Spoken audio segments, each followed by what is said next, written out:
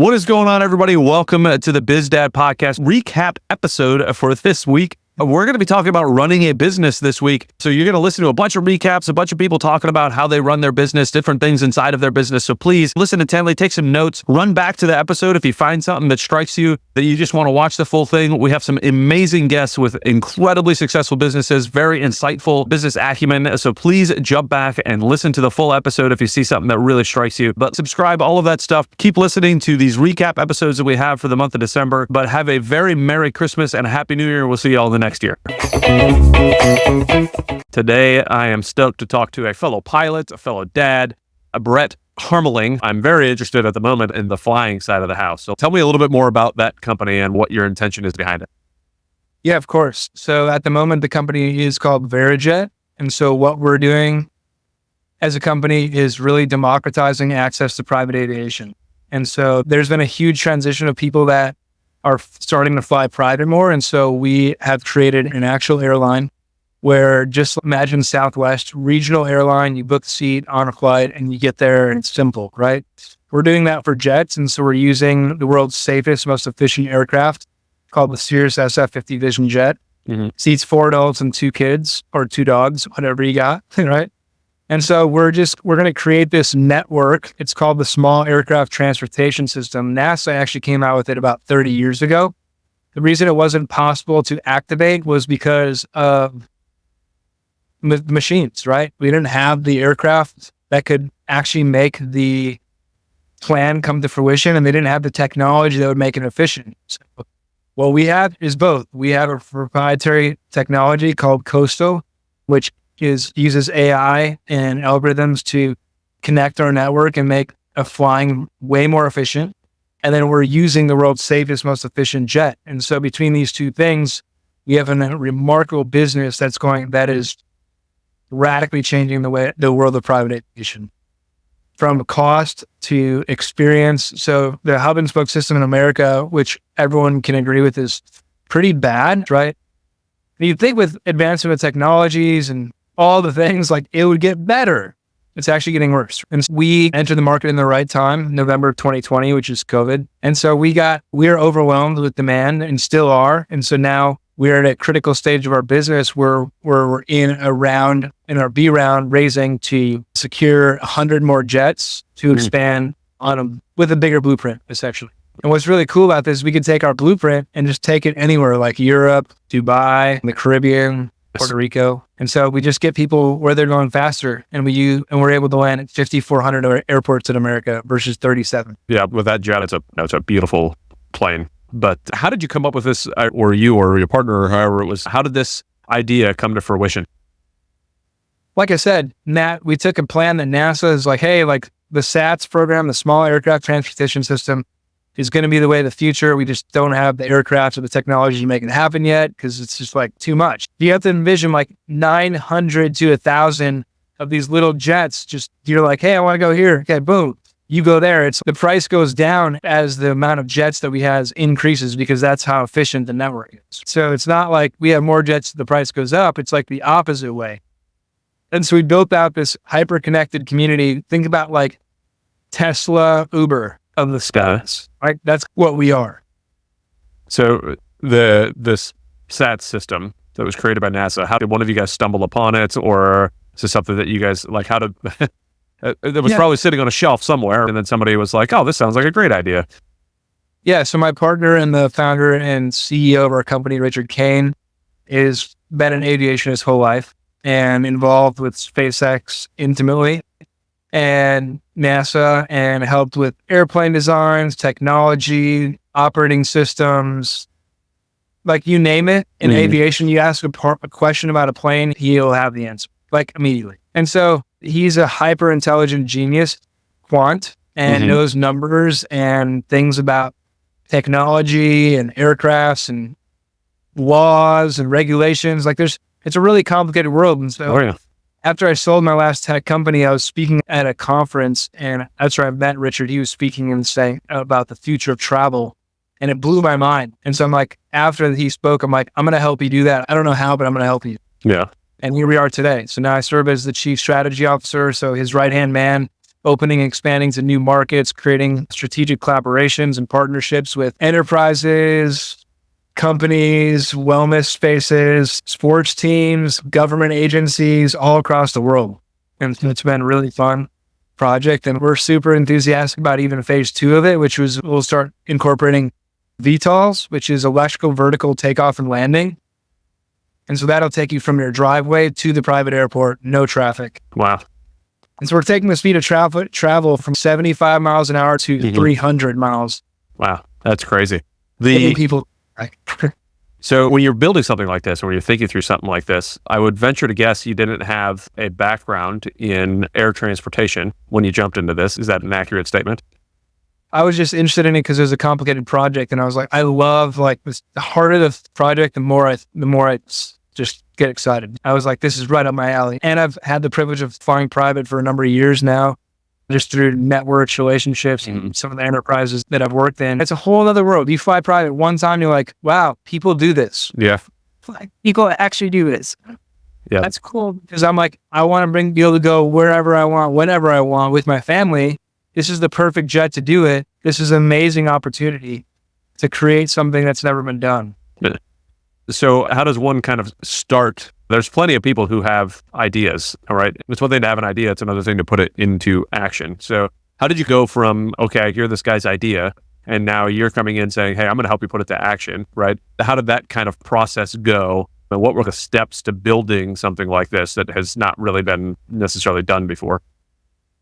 I hit the ground running, and I'm an all-in kind of guy. When I first met with him, we negotiated for 3 months on what my position would be like and whatnot. First, I was just like, hey, I'll bring people to the table. I'll get people flying. I'm going to bring in investors. I'm going to create awareness. A hybrid marketing role, didn't really have a title, really. BD type, and raise capital because that's like something that I love doing too, by the way.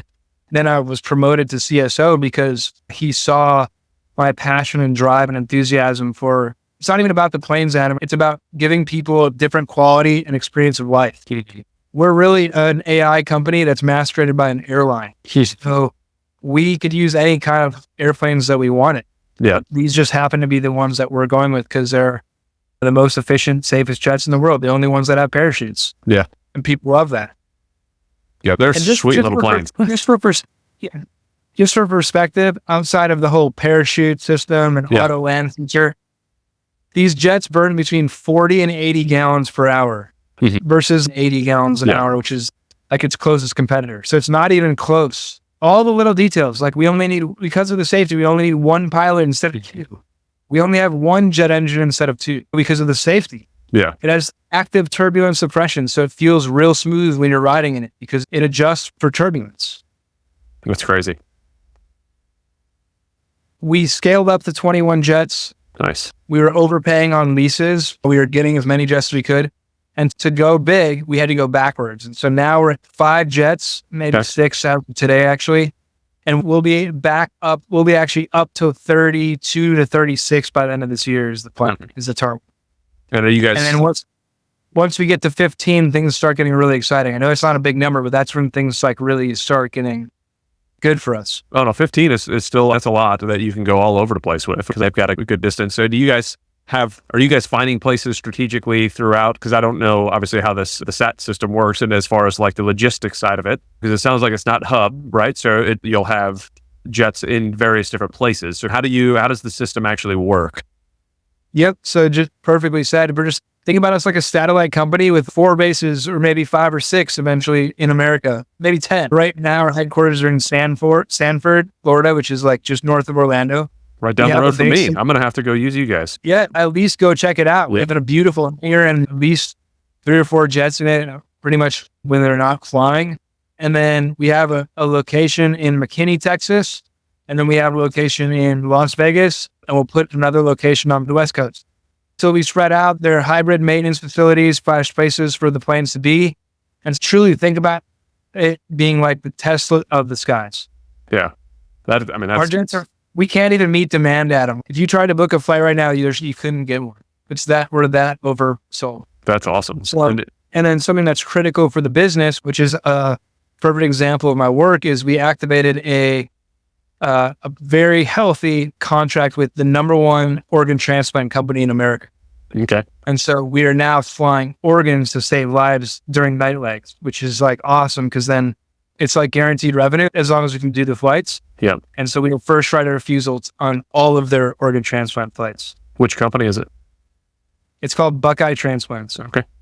Yeah. So I know my sister-in-law does organ transplant stuff, right? And they're always looking for pilots and various stuff. And we're right here in Florida. So maybe we can connect after this and see if you guys can get another contract, because they said that's one of the harder things. And I was chatting with her. I was like, maybe I could figure out a way to do, I don't know exactly like what you're saying. It's what I was telling her. I was like, if I could find a way to get a couple pilots under my wings, no pun intended, but work through all of that process and be like on standby for you guys all the time, that would be awesome. But her company she works with is called LifeLink, and she covers a bunch of this stuff. So yeah, let's chat more offline as well. See if there's a way we can make something happen. And we know how the containers fit, and because of the amount of airports that we can land at and the efficiency of the aircraft, we can and time is everything, as you and your sister know. And so the faster we can get this done, the more lives we can save. And there's not a lot of people that can do what we can do.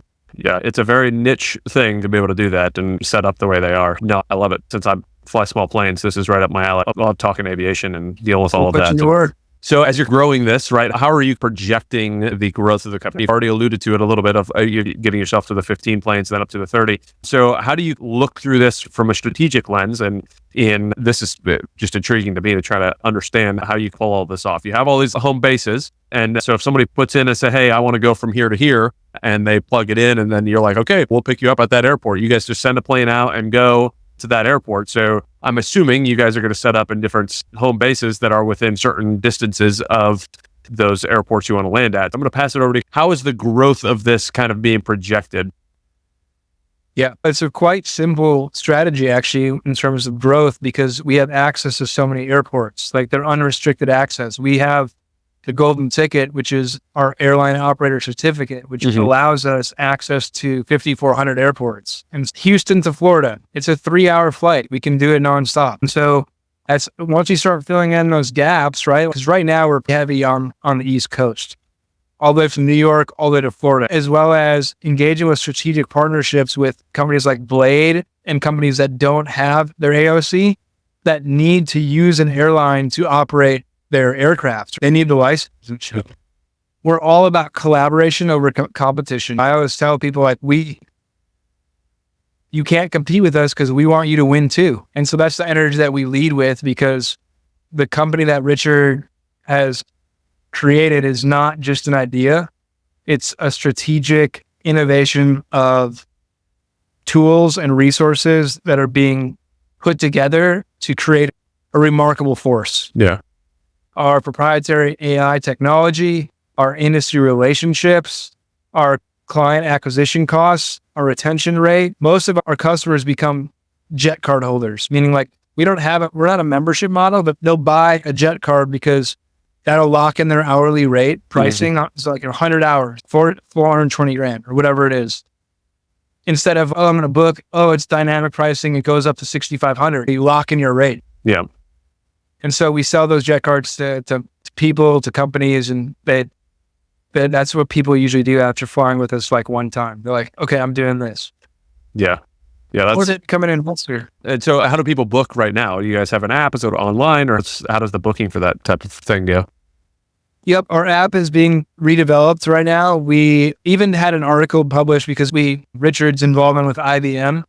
So here's another thing. We're a small company, but we're backed by major players, right? And so Richard's work with IBM in developing our technology has put us in a category of our own, to say the least, because we have this huge superhouse AI tech company that's backing everything that we're doing, publishing articles about AI taking over the skies, which is us essentially, and things like this.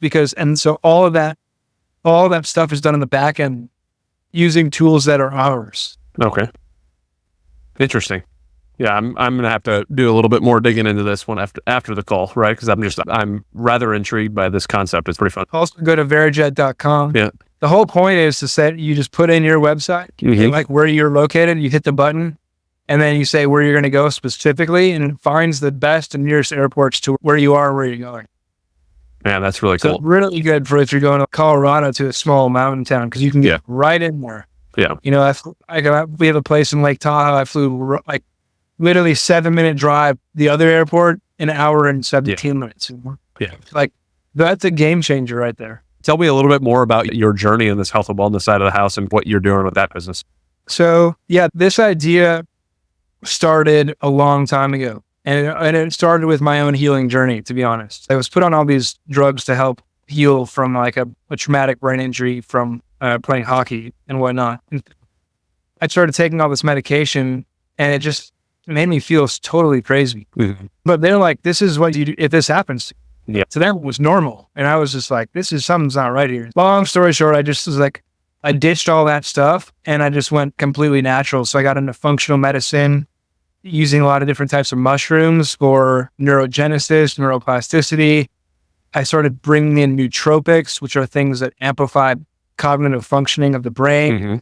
And then I started just getting myself doing more primal things, getting outside, eating real food only, never eating literally haven't eaten fast food, not even Chick-fil-A since 2010. Because Chick-fil-A is amazing. Woo.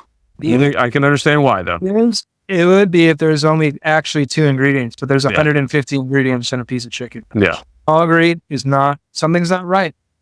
Right. This business is what I want to teach my kid. I got real curious on how I can become the best version of me and heal myself naturally, get myself back to the 12-year-old, wow, it just got real dark outside, PTSD and hurt, and get back into feeling superhuman again. Yeah. So now I made that huge turn and now I'm like on the other side and I'm in regenerative medicine, so stem cells and things like that. But at the same time, I'm still integrating all the ancient practices. I teach people that like the future of healing is actually ancestral. And the future of medicine is ancestral. It's going back to your roots. It's going back to figuring out the things that fundamentally make you feel alive and that give you vitality. And the only way to do that, and the reason that this whole topic is popular in today's world, is because of the ability to test certain biomarkers and your overall wellness and longevity. And so thank God testing has come such a long way, because now you can go for a pretty reasonable cost and get yourself tested. Like, how am I doing? Yeah. I could never, Adam, you need, people do that so often, and you may be like, it's hard to market into because you're a veteran and probably have dealt with significant trauma and PTSD and starvation, all the things that you've done to your body. So it's like, how do you actually go beyond that, back to like when you were a kid, and bring that type of vitality back into your life? It starts with mindset and thinking that it's even possible, by the way. And so I start talking to people about, where do you spend your time the most? How much time do you spend outside? How much time are you spending touching the ground, the earth, Mother Nature, right? How much, like truly, I'm talking feet on the earth. I'm not talking like just outside. I'm like touching the earth. What's really sexy and cool is that your body has the ability to heal itself, but it won't do that unless you get closer to nature, right? It won't get, because we're electromagnetic beings. We get charged from the earth's magnetism and the sun's frequency. And so without those two things and getting dialed in onto those two things and understanding how those things impact your overall health and wellness, not much is going to change. Something to understand and be mindful about is that being inside is 75% roughly more toxic than being outside. Do you look around? Everything's artificial. There's coatings, things that off-gas. There's mold. There's trapped air and energy and artificial lighting, electromagnetic frequencies that are violently robbing you from your health. So you got to be serious about the spaces that you spend the most time in, right? And so having an air filter in your home that gets rid of those impurities, so you're breathing clean, oxygenated air. Simple. Here's another simple goal. Oxygen equals energy. So if you're not getting enough oxygen in your life and into your body, likely that something will happen. So number 1 is air. Number 2 is water. Just think about the elements and how you can incorporate them. What kind of water are you putting in your body? Are you drinking your tap water? If you are, you're likely poisoning yourself unintentionally. There's heavy metal toxins and contaminants that are in our water that we're just pouring down our throats because we need to be hydrated. Well, we're like literally poisoning ourselves. So I get real serious. I don't take any clients anymore unless we can. And it's like when I used to do financial advising, I didn't even talk to people about investing unless I had the insurance conversation with them first. Like, boom, you're dead. What happens to all your stuff?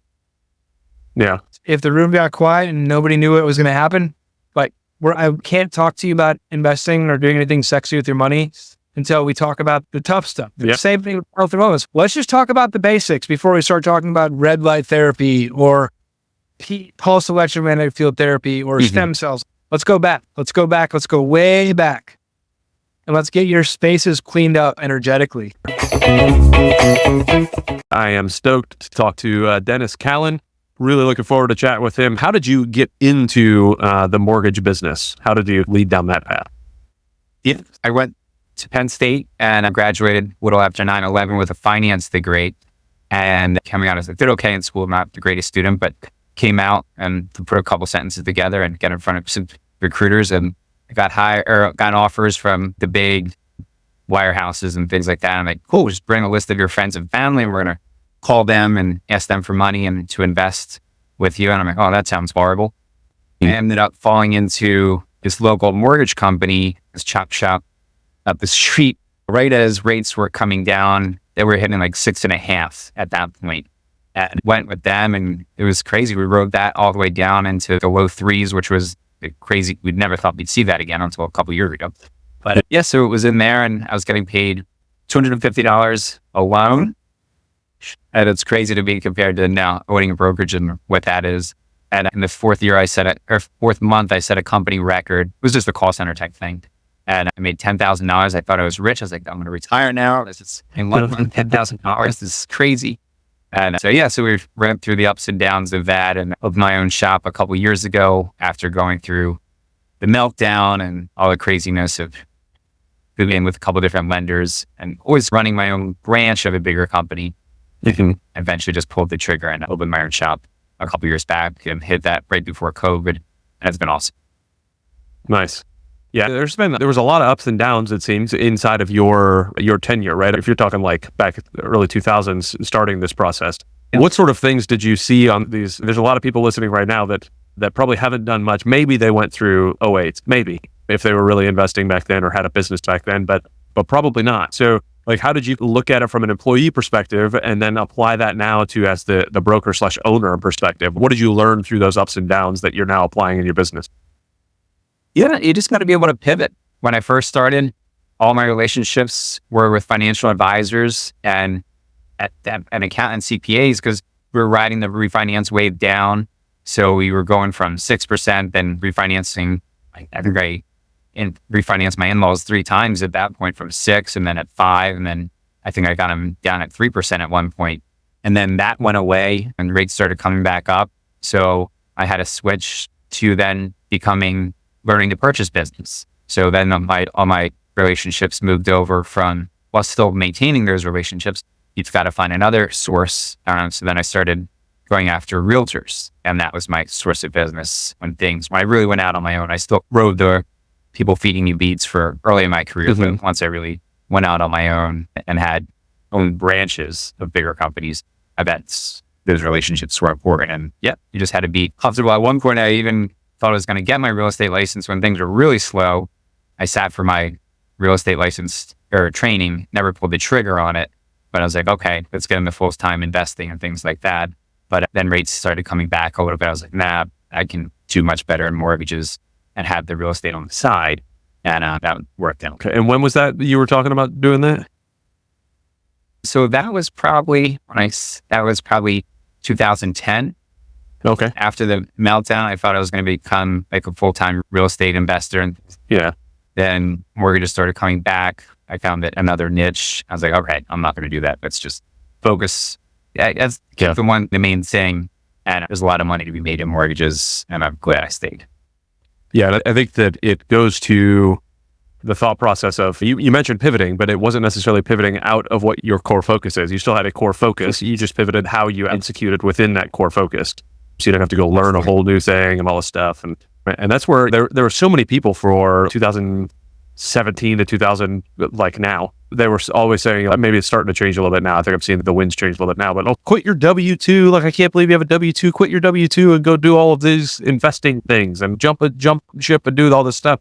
And it was like, dude, that may work for some people, but it doesn't mean that's for everybody. Like, people have to understand what their situation is, what they want to do, what their focus is, and how they're going to execute their personal life, right? Not just like take a cookie cutter approach to all of it. And how did you prevent yourself from getting that distraction? Because that was a great time to start getting into real estate. 2010 would have been a wonderful time to get into real estate. So how did you keep yourself away from that shiny object and stay focused on the path that you were on to now become as prosperous as you are in your business? But I think the wave came back pretty quick. Like, I was probably just keeping my head above water in the mortgage business when I was working for someone else. And then it came back pretty quick. I think at that time I switched companies and was able to get a bigger piece of the pie. So I didn't have to get more deals. I was just getting more piece or a bigger piece. So that helped to predict. But then I did have probably a handful of properties at that time, which were going well. So that's why it was alluring, thinking that I could maybe do that full time. But no, I'm glad I stayed. And I think those relationships kicked in, and the realtors started sending me business repeatedly after I had a proven track record. And I think it worked. I lost you there for a minute. Okay, I got you back. Yeah. So I think that very end, I missed a little bit, but I think you said that once you had the proven track record, and then what did you say about that? Yeah, because the realtors, at the time, there's so many internet mortgage guys in there that just everyone's knocking down their door trying to get in with them. So once you can get a couple deals in with them, show them you're different than the rest and not just an order taker and a business owner, I think it makes a big difference. So I think you said right around COVID is when you started doing your own brokerage. Is that right? Yeah, right before COVID.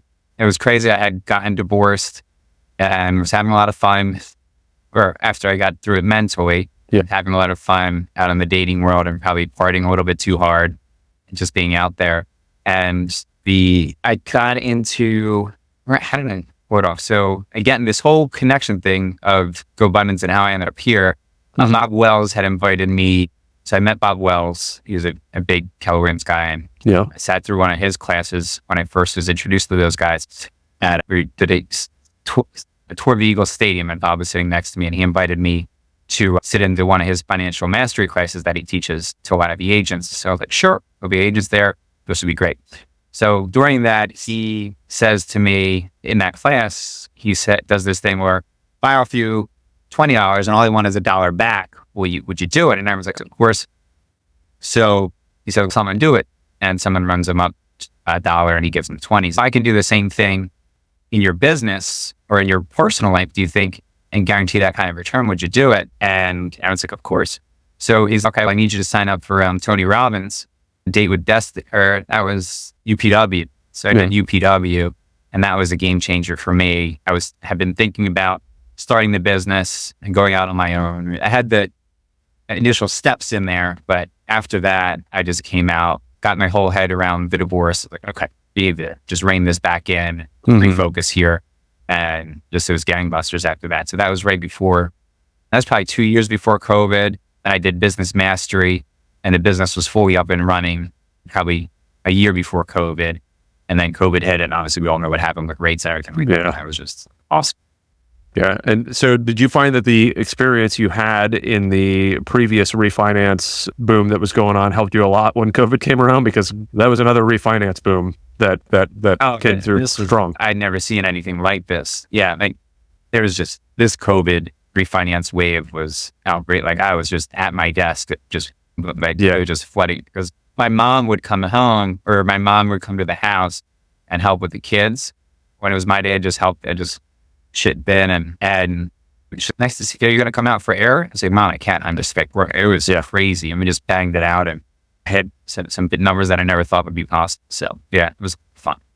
Yeah, it was one of those things though that I really want to get your take on it from your perspective sitting in there. So I was a part owner, I guess you could say, of a mortgage branch for a short time, and it was like through all of that boom, it was really nice. But it seemed as though it was, if all you knew was refinancing and you didn't know how to build those relationships afterwards. Once that refinance thing happened, the amount of mortgage companies that went under and the amount of mortgage officers that were figuring out how they could become baggers at Walmart was insane. So it was like, how did you work through that? What sort of skills did you already stack to prepare yourself to realize that, hey, this is only temporary.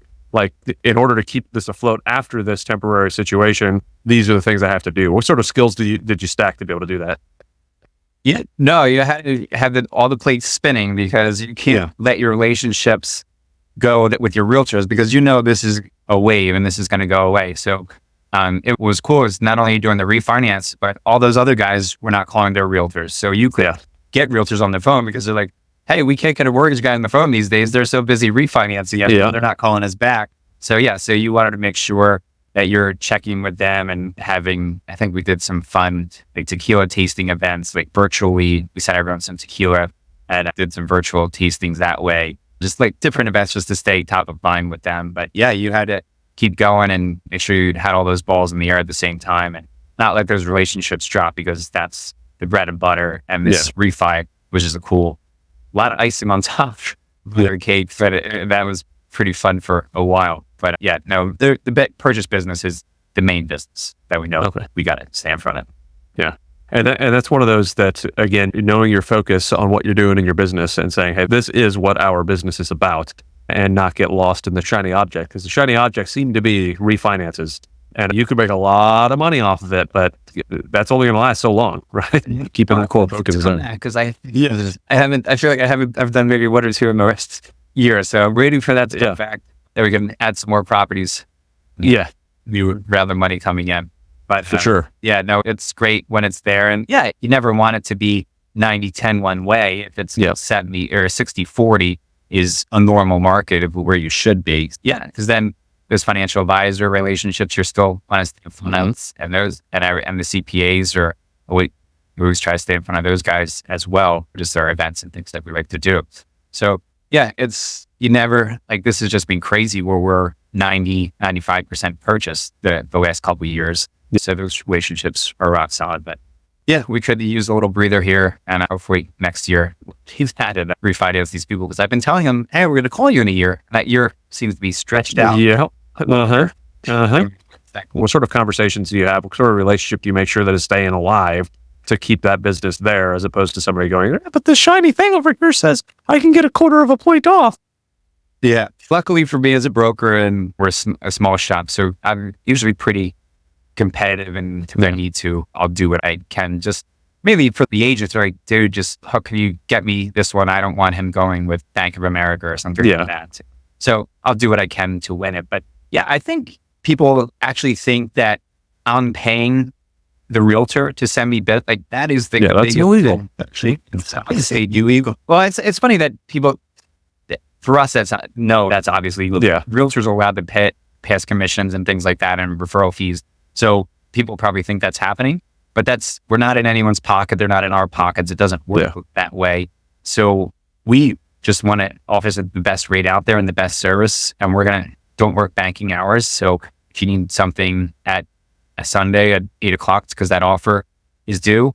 We're going to answer the phone. If I'm at my kid's soccer game, I'm going to get someone on my team to answer the phone and get that over to you. We're at the closing table, things like that. It's just, the rate's the rate, but there's a lot of other things that go into it, and just to make that a stress-free process, because a couple bucks here and there in the grand scheme of things isn't going to make a huge difference. But I think we usually don't lose our rate. It's hard. Very good. Welcome to the BizDad podcast, and welcome back for you, Todd Dexheimer. Tell us about your business. I've got a real estate investment company is my business. So we buy mostly multifamily is our niche. We've got some assisted living. We own some retail, some industrial, but mostly multifamily is our niche. So we syndicate those deals, bring on passive investors, hold them. And so that's my main business is doing that. Awesome. And how long have you been in real estate for? I got in 2008. Perfect timing. Okay. Everybody was running away, freaking scared, right? Everybody's hair was on fire. They were running away from it. And I'm like, what are you guys doing? What's wrong? Started buying because the prices seemed right, even though everybody told me I was crazy and stupid and I was going to lose everything. First of all, I had nothing to lose. Like, I didn't have any money. I was just out of college. So like what little money I had, I was like, if I lose it, I got nothing anyways. But yeah, just the numbers worked out really well at that time. And even though the sentiment was, you do not invest in real estate. Don't even think about it. You're crazy if you do. That didn't make sense to me. I was naive, which was perfect. And so I started buying single families, duplexes, and so on, and then grew the business from there. Yeah, it's the old be fearful when others are greedy and greedy when others are fearful type of thing. And everybody's running away because they were a bit bubbled. But if you were smart with it and looked at it properly, that was a phenomenal time to jump in and start buying because everybody was, again, freaking out with their hair on fire. Yeah, hindsight being 2020, right? Everybody says, "Oh my gosh, you started it during a great time. I can't believe you started it. That's such a great time." I hear it all the time. "Oh, you got so lucky in your timing," and I did. Quite frankly, I really did. But I also took a big risk because everybody told me I was stupid and crazy, and that was the worst thing I could be doing. And you can't start at this point in time. And everybody that was like a seasoned investor is looking at me like, that's the stupidest thing. You're doing stupid things. I remember bankers telling me that same thing, like everybody. And yeah, hindsight is duh. That was the most obvious thing to do was to buy. Yeah. And I wasn't smart enough to know the Warren Buffett quote. I was just naive. I don't know, not right out of college, but I was pretty young and seemed like a cool thing to do. I read some books, read quite a few books, and I'd be like, this makes sense. And looked at the numbers as the most sophisticated I could look at numbers at the time. Still, I'm a pretty analytical kind of guy, so I was trying to look at it with a very fine-tooth comb, but looking back, was I really that sophisticated? No, absolutely not. But knew enough to at least be dangerous. And yeah, I took a big risk to move forward. How does one go from I'm a teacher to, let's go own my own business and buy real estate? I was a board teacher that hated the administration telling me what to do all the time and constantly changing their mind or holding me back from doing what I thought was best for the students in the school and the education. So I was definitely a disenchanted, just like, this isn't for me because it's not what I expected. I expected to be able to have my classroom, be able to teach the kids what I thought was important. And I was a high school industrial tech teacher, so I was left alone more than most teachers are. If you think of you're a math teacher, you're teaching exactly what you're told to teach. Yeah. Like you're just a robot. Like that's all you need to be, right? It's not exactly true, but I hated the BS and I needed a change. And again, like I was being stifled. Like I had a lot of creativity. I wanted to do something big and I just couldn't. Right. And what really set me off, here's what really set me off as a teacher. So our school was going to go from a regular 7-period day into the block schedule, which is a 4-period day. With that, I was going to have my kids for 90 minutes. And so I was going to start this construction trades program where we would build a house on site at the school and then you would ship it. So just think of a manufactured home, right? So we would build this house in 2 to 4 sections, right? And then it would ship to somebody's home site and they would install it. Our kids would come in and install it and all that. Or they could have an installer do that, either one.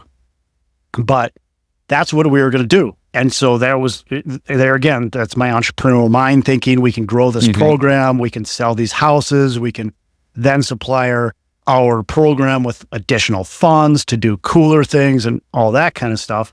And it was really well received by everybody, by the community. I went to other schools that were doing this. I thought, we're going to do this. Everything's good. And then the superintendent didn't like the idea and shoved it in the ground.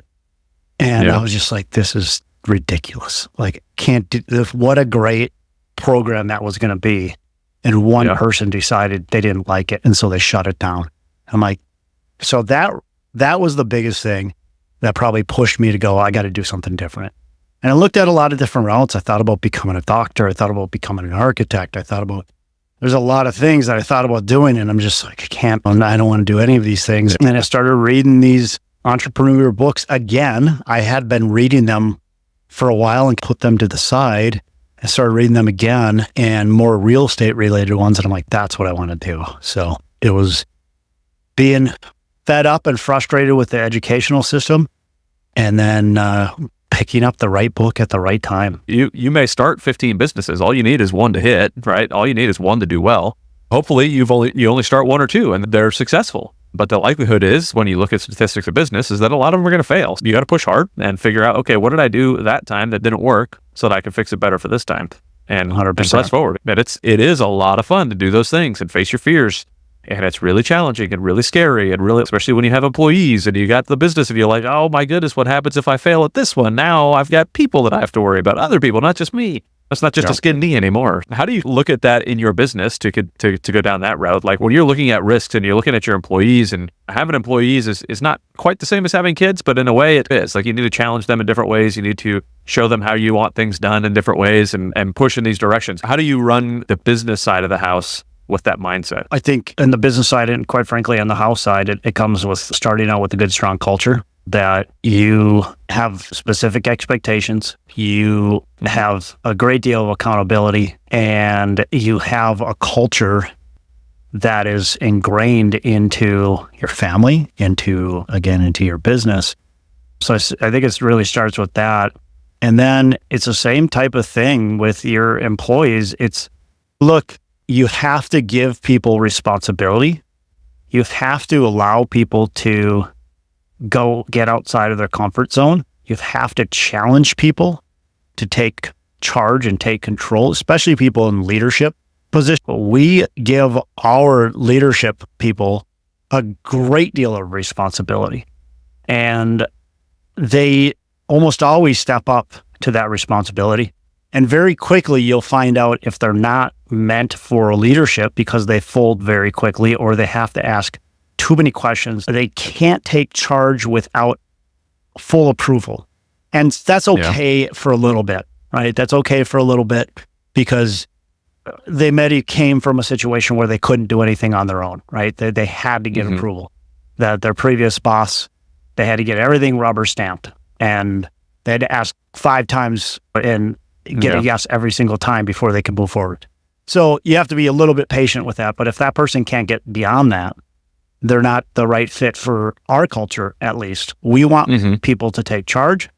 We want people to really step up and come up with good solutions. So we're going to ask those questions, and we talk to our people like they are the best people for the job, not us. And it's true, quite frankly. Like I think about our assisted living properties. We hire people that have been in the industry for a long time, that really know and understand the industry, and for whatever position it is, right? And so when we have somebody that's asking us questions, we say, you're the expert. What solutions can you come up with that's going to help our company out? That's going to help whatever problem that we have, right? You come up with the solutions we need, and then let's talk through those solutions. And when we talk through those solutions that they have, we then will go, okay, these sound really good. Now, which one is your favorite go-to solution? Which one do you think is going to work the best? And we allow them to make it. And now it could fail. And if it fails, we come back to the drawing board. We go, hey, what went wrong, right? And how can we fix that? Or maybe we have to pivot. Do we have to pivot and go to a different direction, right? And so it's just to ask, again, it's the same thing. It's asking questions, it's directing, but it's trusting in the people. Look, if you own a company and you put the wrong people in place, that's your fault. Yeah. And you owe it to those people to put them in the right place or get them off the bus. So if you want to be a good business owner and a good leader, get the right people in the bus, put them in the right seats of the bus, and allow them then to do their job. Allow them to actually take charge. And I think you're going to have a lot more success. We have Wyatt hanging over with Matt Brawner, who I'm looking forward to getting to know a little bit more today. I didn't grow up really business savvy, even basic business concepts. That was 2011, and there was a subset of that group that said, hey, if you're really interested in making a significant investment, there's 6 guys that are going to meet at Denny's to talk about real estate. 2011, people are honestly asking questions like, is real estate ever come back? right? This has been decimated. And I wrote a check for all of the money that I had to my name, which was $3,000 at that point. I was renting a room from a high school buddy in Minneapolis. And I didn't really know these guys all that well. I knew one of them pretty well. Hey, I'm unemployable. No one's depending on me to eat. If I lose this money, that stinks, but I'll make it back. It'll be okay. Yep. And so at that point in time, I jumped into real estate. And it was a decision that changed the rest of my life. Yeah, especially to jump into it in 2011. Phenomenal timing. Yeah. That worked out well, right? Maybe A lot of those townhomes, I tell people, like, the only analysis we did was these are going for 60,000. You can't build them for under 200,000. And 4 years ago, they were going for 150,000. Yeah. There's got to be some value here. Yeah. 2011 was one of those moments. Underarching value of real estate, it's not going away. Everybody is still going to need a place to live. So the value is there. Everybody's fearful, and you got to figure out how to just jump in and make it happen. So as you were figuring out how to jump in and make it happen, you'd never done this. What did these guys say that convinced you that this was a good idea? And how did you keep yourself in a place where you're like, yes, this is actually a good idea? Actually, it was purely by myself every Friday and Saturday. Incredibly lonely here. And when I would start any job where most people, look, going and having fun as much as the next guy, but I've graduated. I don't need to go to happy hour every single day. I'm looking for a little bit more mature friends here. And the Twin Cities can be tough to break into. It's a lot of places that people move back to. People will stay in their same rhythms in terms of people they went to high school with, people that they grew up with. Yeah. And so it was truly to make friends. I believed a lot of what you were saying there. I read Rich Dad, Poor Dad, The Millionaire Next Door. The nonprofit I worked at, some people had chewed me on to real estate of their long-term strategy. I didn't really dial in from an investment perspective on family the way that we do now. But it was, look, people need a place to live. And over time, this can be a great investment. Right now, I can meet some good dudes and trying to find a way to learn more. Okay, I'm going to do that. We kept buying townhomes, we buy 4 to 5 a year. And then it was really in 2013 that I got more involved. I moved away. I was actually in Texas at that time. And there's a group of 6 of us that owned the company. I just felt bad they were doing all this work. I was sitting in Texas. And so I emailed and simply said, what else can I do? And one of the other guys who run the company with me had said, you could be our call center. A lot of calls from tenants. I don't really like listening to them when I'm rehabbing on his townhouse. Yeah. And I'm really grateful. I got all sorts of answers. I can make you laugh. I can make you cry. But put me on the ground level. I have done every single job there is to do. Right? I've been to housing court. I've shown. I have fixed broken toilets. I've seen the nastiest things you can imagine. And I'm grateful for that because I believe that gives you education from the ground up, which helps you appreciate any investment at scale, right? Now, blessed to look at really large apartment complexes. It's not better for B or C. Don't hear me say that. I'm only highlighting this to say that you want to understand how a 568 unit apartment complex operates. You got to understand how one unit operates. You got to how people behave in the home that they. So that's why Wyatt on Fridays has come to do showings with me. He's come to do walkthroughs when people have moved in. So I'm hoping the discussions get more sophisticated over time. You can start going. What is your goal? Where are you at right now, investment wise? What you're doing apartment buildings? Like, what's your portfolio look like now? What are you trying to grow it to? Sure. So we've owned approximately, but it's funny numbers. We look at what brand is Verus Capital. Drew Whitsitt, Todd Dexheimer, partners with our company, Minnesota Capital Units, have about 2,500 units under management across 5. We do have some retail. It's actually, I would say, our best performing investment right now is a retail investment here in the Twin Cities. And then we also have some exposure to industrial there as well. And I would say our current portfolio is probably indicative of a lot of folks. We're still out there active trying to grow. We're 25 to 30% off. Getting a little bit closer. We've seen that bid-ask spread come in a little bit. Just can't make it work. So are you still putting in offers, or are you just not even putting in offers when you're 30% off? Putting in offers, but we're making people mad along the way. Yeah. That's where we But to are. me, again, that goes to the communication side of the house. Like, communicate with the broker already. But look, like, it's not 2021. It's not where we're at. These are my numbers, and this is why I'm doing what I'm doing. And if you find something else, I'm not going to be offended. Go sell to somebody else, just like you shouldn't be offended by me putting in an offer. 90% of our portfolio is doing just fine. Yeah. Fixed rate debt. We got into some pretty heavy value adds where we executed our business plan, but we had some short-term debt. So we've got about 3 or 4 deals right now that are all hands on deck. And it's really hard to, right? There's things that happened quite naturally in 2021 where leased well and pro forma rents, raised rents above pro forma. We've got a couple of markets where that's just not happening. Yeah. It's been a real struggle there. And we've dealt with all sorts of negative to this. And the contractor didn't do his job, overbilled to put a lien on your property and fight with your contractor and the vendor because they want the lien gone. Yeah. It's just, there's a lot of attorneys. It's stuff you learn about in times like these. Oh, yeah. Yeah, we were just going through a lot of that. The amount of time it took us to get the contractor did not pull the permit as discussed. Things didn't go the way that we wanted it to. And then the city was just asking question after question, and we were halted on all of our rehab, and it's just sucking us dry with money. And this is part of what happens. One person complains to another, and it's one of those that this is part of the business, and it's bound to happen. We're going to run through the issues, and you just work through it. To go back to the vision for growth, right? You're at around 2,500 units with various different things in industrial and whatnot. Are you guys planning to just maintain what you have? You said you're always looking for more and whatnot, but where do you see your biggest, this is a better question, where do you see your biggest opportunity for growth right now, considering the market? Expanding self-management. Okay. As you grow in real estate, Jurwitzing is the other part. Obviously, Jur's part of the mastermind within where maybe an analyst said this, but they took it away. They're like, every super wealthy guy that we know. Yeah. And it's not to suggest that the goal is to be super wealthy, but like, look at the people who are really good at this and they self-manage, right? Because it ultimately gives you, and it's not about extra things.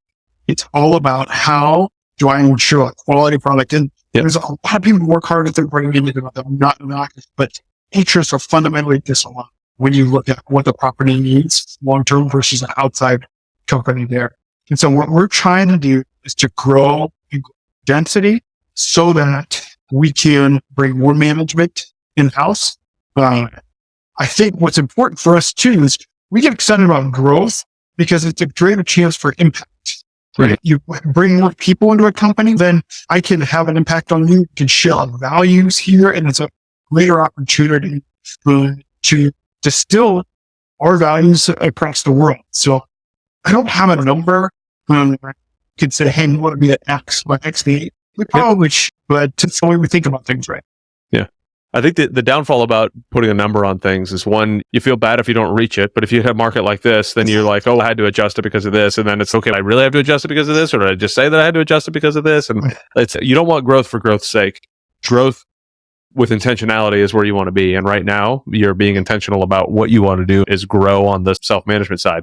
Which one of my buddies, my business partner in the education company, that's exactly what he just did. He went to his own management company now. He's starting to create that, buy smaller apartment buildings that his management team can manage themselves, and creating that vertical integration.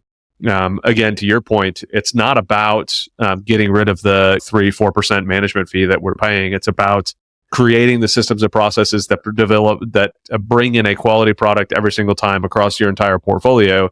That you're not, oh, this product over here is moderately okay from that property manager, but this product over here is amazing from this property manager. Like, no, like that's not if you want to have a brand behind yourself with that, then bring it internal is by far where you need to be. So I love that you're going about that right now with the management side. No, you go ahead. We talk about a lot about what? We talk a lot about like the value share on investment thesis here on apartment buildings. An apartment building itself doesn't really have maybe the land, right? And it's a pretty small piece of land, even for a larger piece of property. Not like you're a farmer. Yeah. The value is in those leases. Yeah. The value is in the people. Like those tenants are incredibly important. Even if you just want to look at it purely from a business perspective. Tenants follow people, right? Every apartment has 4 walls in it. But it's where do they feel comfortable? Where do they feel heard? And so it's been a real transition point for us to think of ourselves, we're not real estate investors.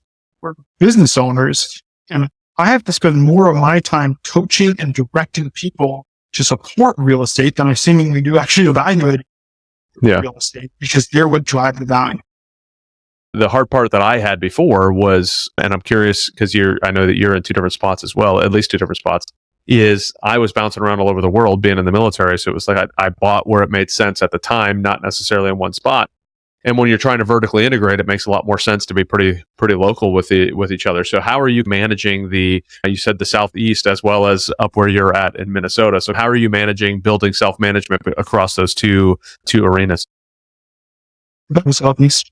Okay. What I grow mostly in and around Minnesota, gotcha. I would say. And people out there can prove you wrong. But I really believe that you have to become, as you grow, you have to become more and more focused. So the value from real estate comes from the fact that it is inefficient, right? A home in Virginia, I apologize, I don't know where you're based out of. Florida. Is going to be different. Where you go? Florida. But a home in Florida is going to be different than a home on a corner in Sandy, Minnesota.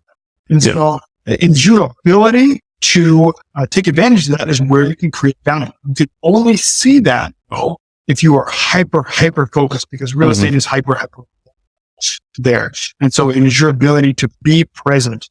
The amount of times I've been burned by contractors because I wasn't there every day just to make sure people showed up. But you know where I don't have that issue as much? In Minnesota, where I can walk the property. And they know I have that issue where I'm a plane flight. Yeah, of course they do. When they know the boss can stop by at any time, projects get done on time. When they know you're a plane flight away, everything is missing timelines and over budget. 100% of the time. Yeah. And it is your ability. And then you look at how nuanced real estate is, right? Think about how many different ways counties in the same state can look at properties, right? And so that is where and how you find value. And my thesis then is become a better operator, become a better investor. So become a better operator, the more focused you are. Yep. Completely agreed. I love that thought process. As you're building this out, and you said you want the kids to be involved in everything in the business as much as humanly possible, what sort of intention have you and your partners talked about to actually, because it's one thing to say I want them to be involved, it's another thing to actually get them involved. Have you talked about it with your partners on how you want to bring them into the fold, like whether it's actually turning them into W-2 employees, or if it's just cursory bringing them on the walks and stuff like that? What kind of conversations are you and your partners having on that? This is pretty cursory. You guys who think similarly. Like Todd's brought his son to come and do works with him. His son has watched him hold, which I think is there. And we talked about wanting our kids to be involved, really put a strategy on it. And finding endurance is started. Yeah, but just because we've been doing things together longer, those conversations are progressed further. Right? That's even distilled down into how I live. Right? Okay, thanks. You live on this compound together because it's been a decade plus where the conversations talking about look like there. So the answer to your question is it's a pretty broad spectrum from coming to fruition here on the compound to people with like-minded kind of cursory stuff in Doris. So I think that one thing I coach people on and talk to people about all the time is the importance of a partner, like a good partner that you've had the conversations with. I've gone through a lot of stuff with bad partners and taken a lot of effort and money spent on bad partners. And you are already alluding to the conversations you guys have had over the years and all of this stuff. How important has it been for you and your partners to actually communicate these things? And have you had any of those partners that I was just alluding to that did not go so well? And what were some of the issues that caused those to not go well? So I'll say this. In taking the real estate course, we can learn here. Right? So your partnerships on your source of knowledge, and real estate is inherently a team sport. You cannot do it alone. As a lone wolf, through anything from how loans are structured to all the different needs that go along with it. It forces you to work with other people. And you're going to spend a large amount of time with other people. Like, it seems at odds to me to do it with people you don't share those values with. And so being upfront about who you are, what you're looking for is important because it's going to drive a huge portion of your life, right? If my partners are comfortable with how I talk about my family, bring children in before, was going to be conflict here. We haven't had partnerships in terms of anyone doing fraudulent or lying, stealing, anything of that nature. We are working through some stuff within our company, Minnesota Capital Management, just 6 guys who bought a townhome and painted it and all screwing the tenants together to life happens, right? People are moving to other countries. One partner is now the CEO of a company. And so it's what time do I have to give to this here? And as the company's grown into something that none of us ever thought possible, okay, that has consequences, positive consequences that we need to be aware of. I am stoked to talk to Thomas Pfanner. Looking forward to chatting with him about his business. My business is called Dads Who Lead. And it started because my son rebelled against my leadership when he was in 8th grade and walked out of my life for a period of time. And there was no Charles to fix at that point. The only person that was left around to adjust or pivot for me to be able to impact him and to regain his trust as his leader was me.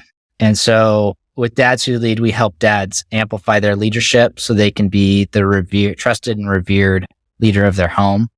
And I guess a little bit deeper, the next layer of that a lot of people say, hey, this is really what helped me out from your message is how to reverse and prevent teenage rebellion. Boy, when you say be the trusted and revered leader in their home, to me, that makes a lot of sense in my brain. And I love that. Society sometimes wants to push back on that a little bit where we're at right now. Tell me how you got to that sort of, whether you call it your mission statement or what, how did you get to that verbiage in your company? It came down to who is it that we need to be to be the guide for our family, to be the person who is looked up to and trusted, not because we're a dad who ruled over our family, but we're a dad who leads and that others can follow. And I believe for myself and a lot of the dads in my generation, even older than me, they grew up in a home where there wasn't as much influence in the world. It was a lot more concentrated, and there was a lot more of a culture of this is what we do. This is how we do it. Don't ask questions. This is the way.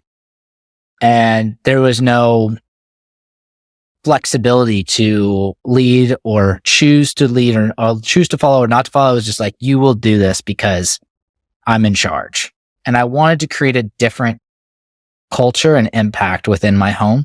And that's really the genesis of what we focus on is how can we make it easy for our kids to lean into our leadership instead of having them feel like they have to say one thing and then go do another thing behind our back.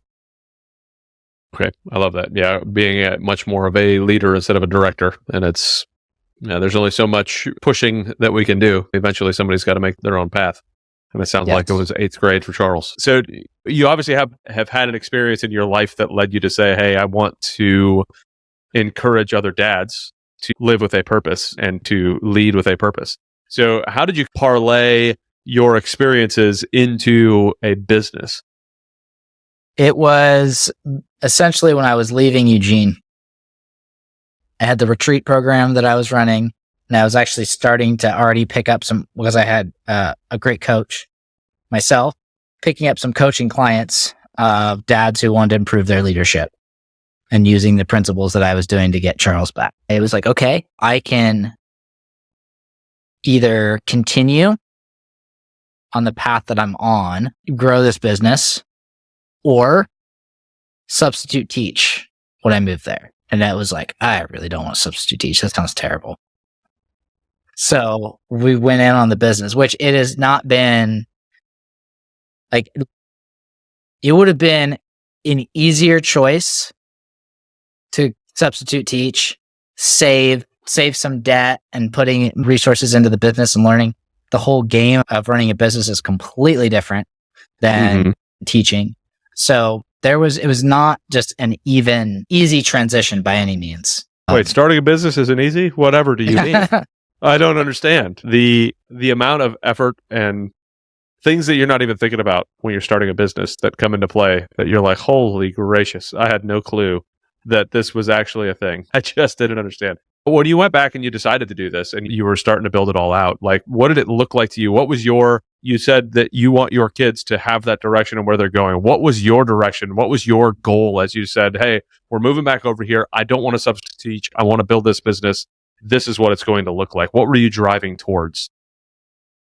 I was still gaining clarity in exactly the overarching, like at the start of this, equipping dads to become the revered leader of their home and helping them prevent and reverse teenage rebellion. There wasn't that clarity yet, but there was a clarity of like, all right, how can I support dads who are feeling disconnected? They've maybe had success in business and they're feeling like their connection with their wife, their connection with their kids and I felt like I was in a unique position. One, I felt God was calling me to do this. Two, I felt like I had a unique perspective as a former teacher. I had worked with so many different kids. When people are talking to me about their kids, I can picture their kids in the PE class and how they would behave. So there is that unique perspective. I don't know if that answers your question. I felt like I'm going off a little bit. Yeah, you're good. I want to dig into your mission statement now, right? Like you got to the point now where you have a solid mission statement, what you're going for. I want to really key into, and this is very selfish motivation here, as my oldest is 9, right? Prevent teenage rebellion. So many people I talk to, so many dads that I've talked to, they're like, oh, well, just wait till the teenage years. They're going to hate you anyways. Doesn't matter what you do.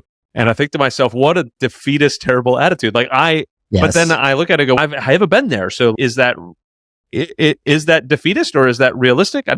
I lean towards it's defeatist, and I think that's a pile of garbage. I think my kids are going to be wanting to be hanging out with dad, not more than their friends. Like I want them to go hang out with their friends and stuff, but I want to say that I'm going to be the type of dad that they're like, no, I love hanging out with my dad. I want to go hang out with him. I want him to be there teaching me this or taking me there or being my support system here and there and not be that rebellious kid. So what is it? What kind of tactics do you use in your business? What kind and in your life to get to that prevention of teenage rebellion?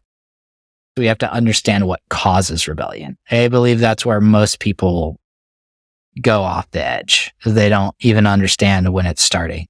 They think it starts when they do the opposite of what they say. Hey, I need you to do the dishes. No, I'm not doing the dishes. They think that's where it starts, and it doesn't start there at all.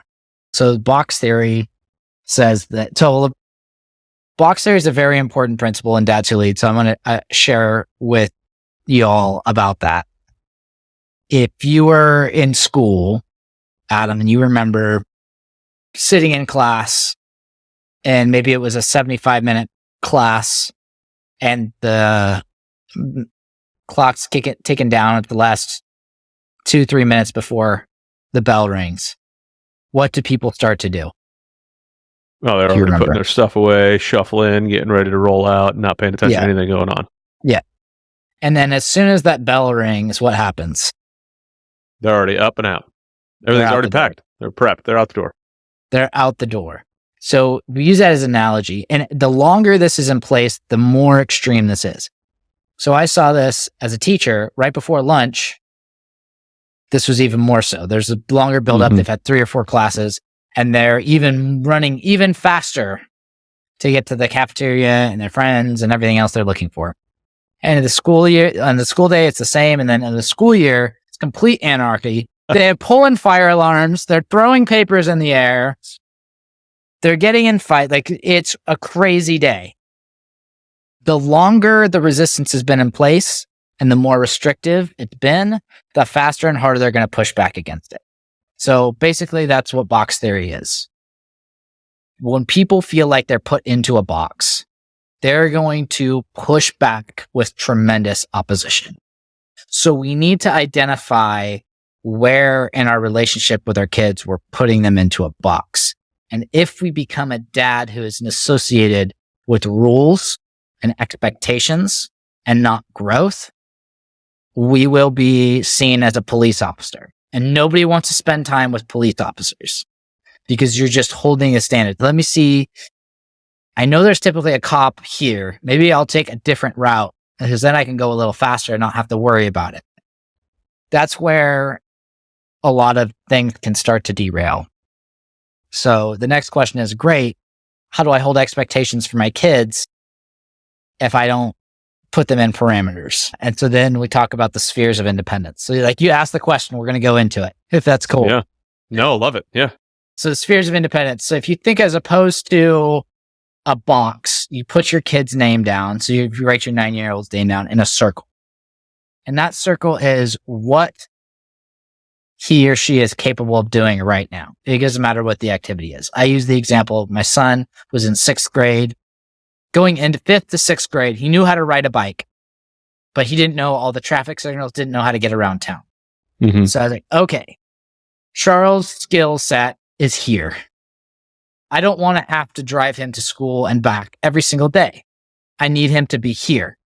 So I'm going to invest in him and spend 4 or 5 hours teaching him what the street signals are, the route to get to the school, how to get there safely, until this 11-year-old boy can ride from 4 miles from our house to his school and back on his own. And he's leading the whole way, doing everything right, the safe way.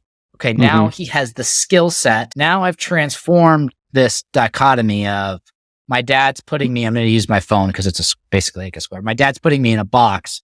My dad is giving me skill sets to be able to do more things on my own, more independence, because he just gave me a skill that unlocked a whole nother level.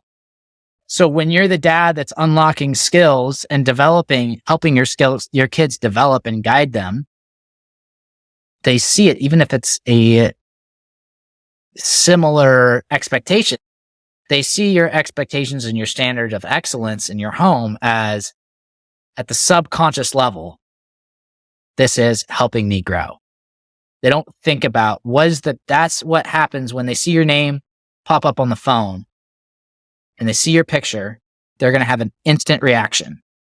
And it's not going to be from the way they should or shouldn't feel or what your rules are. It's just going to be the reaction that they have. And it's something once your name pops up, it's out of our control. It's what we've done recently, like we talked about earlier in the episode, to help them grow. And if they, at the subconscious level, associate this person, I respect this person, he holds their standards, they're aligned with who they say they are and the actions that they take. And this is like a deeper dive into what we work on with dads that join our program. I respect this man and he's helping me grow myself. So you could be respected by everybody in the business world, but that doesn't necessarily transfer over unless you also have a strong connection with your kids and you're helping them grow in some way. And they don't see, he paid for my violin lessons. They don't see that as associating you with growth. They see their violin teacher as associating them with growth. Unless you're teaching them violin, then they'll associate you. It takes that investment of our time in helping them develop something that's worthwhile. Thank you so much for jumping in today. I am thrilled to be chatting with John Edwin. I want to learn a little bit about your businesses. Yeah, sure. Yeah, I come from a health and fitness background. Started as a trainer at 22 years old. Like I said, I was making $8 an hour. Here's something that I found early on is that, like we talked about work ethic, right? So my shift was 6 a.m. to 2 p.m. I would open the gym around 5:30. I picked a facility that was a very wealthy part of Philadelphia. So I was strategic in where I was going to work as a trainer. And so when I was just on the floor, I was making $8 an hour. Then when I was training, I think I was making maybe 18. But I wanted to make sure that when people thought of a personal trainer, that they were thinking of me. So my wife and I, we would drive into the city. We lived outside the city at the time. This is about a 40-minute drive. We'd be up around 3:45 every single morning, and we would drive into the city. And she was working in advertising as a media buyer at the time. The internet was new. Everything was a .com at the time. And so she was a media buyer for an internet agency in Philly at the time. And so she would come to the gym, work out at 5:30. but then she was working like 9 to 5:30 or 9 to 6. So I'd be done my shift at 2, but I would just continue to work as if I was working. And I was offering all these members just a free session.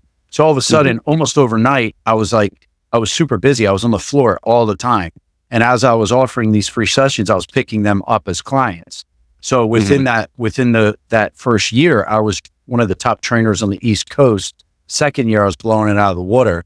And that's when I knew I was like, oh, I have to go negotiate my own facility and launch my own business because I'm giving away so much money. I was bringing in between 14 to 16,000 a month, and I was giving half back at that time. Yeah. So then I negotiated my own facility, boom, launched that. All my clients followed suit with me. I was running a personal training business. And then we started having babies at the same time. And here was a pivotal point in my life. And when Luke was a year and a half, my wife's parents, they love Disney World. So they wanted us all to go to Disney. And I'm like, I can't go to Disney because I trade my time for money. So it's not the cost of me going to Disney. It's the cost of what I'm going to lose by going to Disney. So Christine and Luke, who was 1.5, went to Disney with her family. And I was sad that I missed the first time with my kid in Disney. And one of my clients said to me, hey, John, you need to learn to make money in your sleep. And I was like, that's where the light bulb went off. I was like, what are you talking about? She says, if I don't want to work, if I feel sick, if I'm tired, whatever, she says, I still have money coming in. I was like, okay, explain this whole thing to me. I'm 24 years old. And I didn't have anybody that I knew that owned any real estate or did rentals or did anything like that. And she started explaining to me about real estate. So then I'm like, I'm just going to do this. So she wasn't a mentor at all. She just planted that in my brain. And I bought my first piece of real estate. I did everything wrong. I took a line of credit on my house. So I was burring before burr was a word. So I bought it all cash, renovated it, rented it.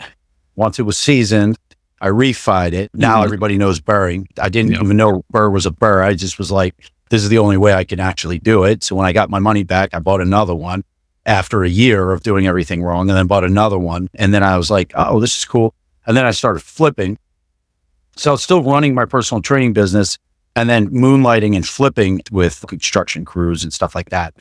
And then what was interesting was I joined GoBundance. I was like 38 when I joined, and I had some passive income, and I also had progressed by this point. I'm not going to give you guys all the details, but now I own like a large MMA facility. I had some of the best boxers in the world. I had guys fighting in the UFC. I had a staff of all kinds of trainers. We were running 130 classes a month. Like, I was in charge of all that and buying real estate. And then I joined GoBundance at 38. And I remember I probably owned, maybe I held like 13 different rentals at the time. I probably flipped 40 some. So I was just flipping for seed money and then buying other things and, doing whatever. And I sat and I was doing a one sheet with a guy. Who was it? It was Matt Lenza. And I looked at his one sheet and it said under horizontal income, it was like a little over $200,000. And I'm like, at that point I was making like maybe 60,000 in horizontal. I didn't know what it was. That's a thing that GoBundance said, it's for passive income. And I was like, how'd you do that? And he's, through real estate. I was like, I got to stop selling properties.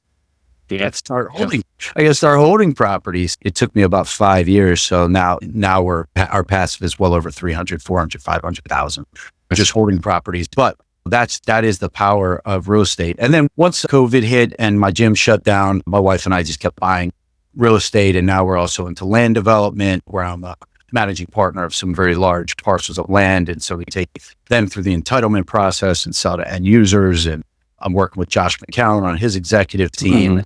We're doing a lot of really cool, really fun stuff. COVID at the time, I thought was the worst thing that would happen because I was so focused on grinding that if COVID didn't happen, I'd still be a trainer and I wouldn't be doing all these other really cool things that we're doing now, just because I wouldn't have given myself that time to just sit back and figure out like, oh, this is really cool. Oh, this is something I can get into.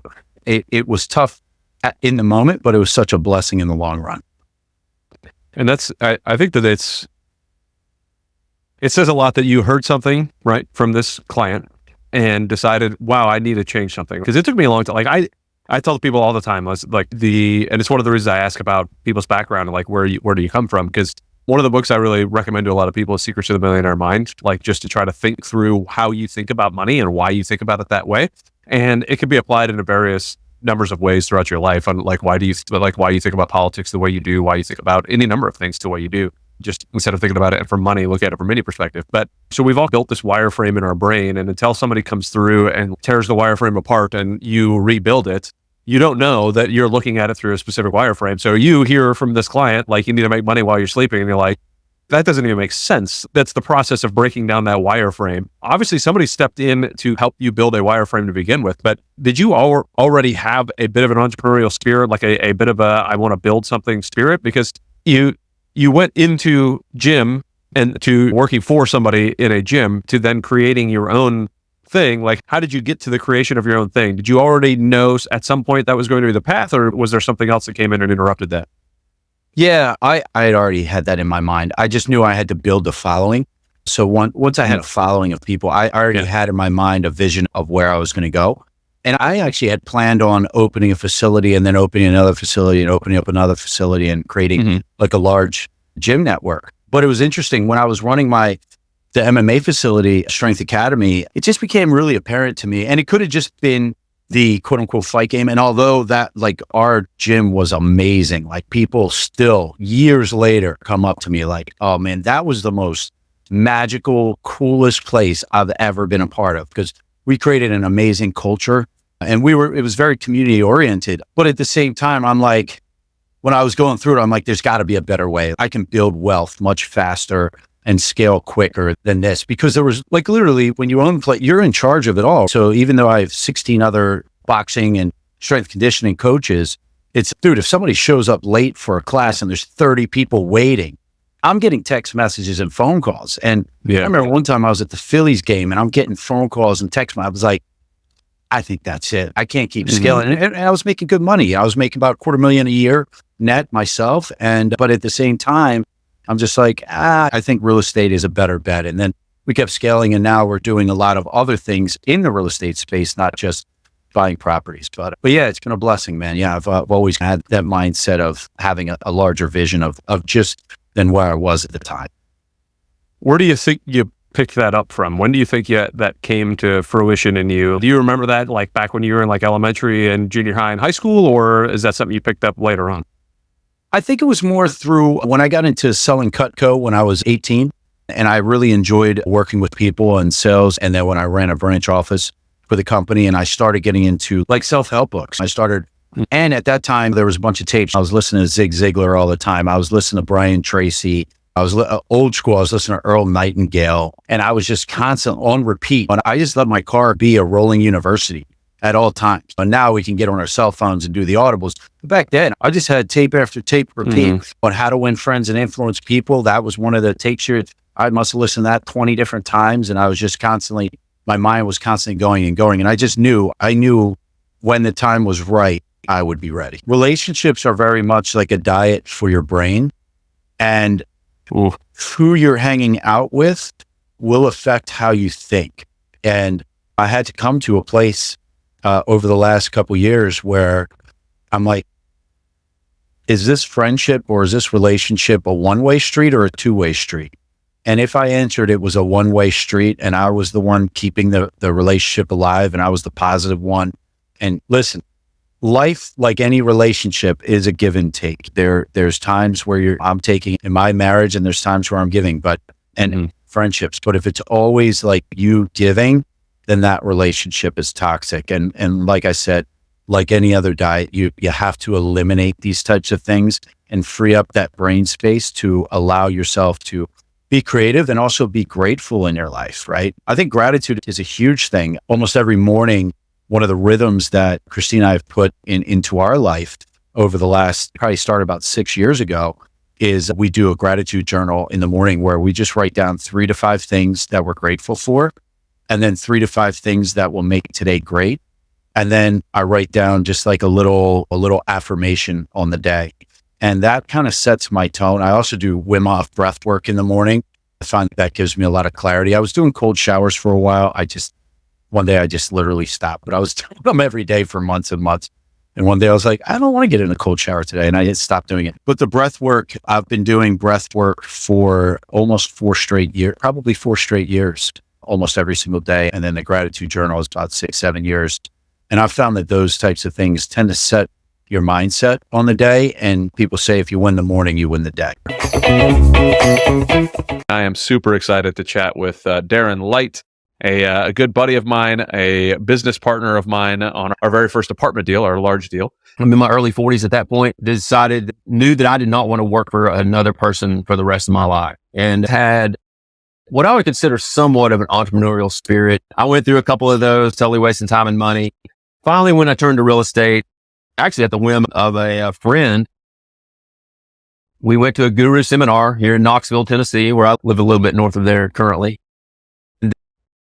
That was what I would consider one of those everyday basic, hey, go buy single family rentals, learn how to flip a house. That there's so many groups of people out there trying to pitch that to someone else. Spent way too much money. But from that, started down the path, still holding on to my W-2 as a mechanical engineer. Got up to 5 single family homes with 1 triplex as well. So we had 8 units total, and we were flipping 3 or 4 houses a year. And then in the fall of 2017, discovered multifamily, didn't know anything about it. Went to a multifamily education event in Knoxville, about 150 total people. Joined an educational platform at that point where later down the road, yourself and I met, as well as some other partners. In the fall of 28, we bought our first large, stressed multifamily asset. Thought we knew what we were doing. It was apparent that we did not. But the lesson from that venture is, number one, I have great friendships to this day, such as yourself, from that. Still have a partner that I've done several deals with from that. Learned what it was like when a partner wanted out of the deal, what your options are, what the repercussions can be, and how to go about. Learn quickly on how contractors work, how contractors not always work out, the legal repercussions of that or potential legal repercussions. You can always say, Darren or Adam, do you regret that? I could say yes, but without that, I don't have the lessons that I had to get me to the point that I am at now. You fail forward, as people like to say. We went 2.5 years without a return of capital. The point is, we didn't lose money. We made a little bit of money after it was all said and done, and learned a bunch. Learned a ton. Cut our teeth in the industry is what I'll tell people. And when you share that story with people, let me say that if you have a fear of sharing a story like that, you shouldn't, because if people can't understand where you've been and what you've been through and why you know what you know, oh my gosh, he failed in a deal. Or to your point, how would I ever partner with him? You can't have that fear if you know where I'm going. So that's being real and being authentic. And generally people are drawn to that authenticity and they understand now you're successful. So obviously that's helped that person. A couple years down the road, I was asked to start coaching for that same education platform. That is very gratifying to me to help people along their journey, no matter what it is, whether it's multifamily real estate, whether it's just in life, whether it's in marriage, as a young man or young couple, things along that sort. Don't know the word I'm looking for. That coaching inside of me has always been there in some shape, form, or fashion to help others. Whereas I thought it was going to be football back in the day, there's a reason God didn't bring me down that path. To be able to pour into people today and what now my wife Penny and I are doing, I'll just go ahead and throw it out there. We think that we've been called to pour into younger couples, just married, just engaged, to say, hey, no one ever gave us this particular advice about A, B, and C. Please understand that you need to be doing A, B, and C to prevent what happened to us. And then we can get very, very in tune to mistakes that we made. And it's not always comfortable about what those mistakes were, of being selfish along the way, not putting our spouse first, but putting our kids first. And that's hard for young parents. It has to be in that order. That's the priority. And we got into the RV space. We're about to close on our 6th RV park/campground. And it's been a great sort of switch, if you will, and an opportunity is still there in that realm. we still maybe flip a couple houses a year just because wholesalers send you something. And if it's in my backyard and I don't have to touch it, which I don't touch any of them anyway, and it can be something quick, we still go down that road just because of the opportunity. But hopefully they answered the initial question. You said you started your real estate journey in 2016, doing some flips and doing some buying, I think it was 5 single families and a duplex or a triplex. What was the reason you went to multifamily besides getting to partner up with an amazing human being like myself? I did have a goal of generational wealth. I did have a goal of working for myself. And when I learned about multifamily and all the things that made sense, within an hour of having a serious conversation with someone about multifamily, I knew that I had to make the switch due to the scalability, due to I'm a people person. I'm an extrovert. The opportunity to partner with people was very enticing to me. So that was another aspect of it. You're not taking on the entire burden by yourself financially, nor responsibility wise. From that aspect, I knew it was a decision I needed to make. And funny, that conversation occurred right before, and a lot of people don't know this. Most people think I quit my W-2. I was actually laid off from my position, myself and several other people at the time. So what the benefit of that was, if I had continued to build my real estate portfolio, which I was doing and was going down the multifamily road, at some point I would have a decision, okay, when do I quit my W-2 job? That decision was completely removed from me. And when it occurred, it was like a giant weight. I didn't hate my job. I actually enjoyed my job. I was fed up with the politics inside the company that comes with a lot of big corporations.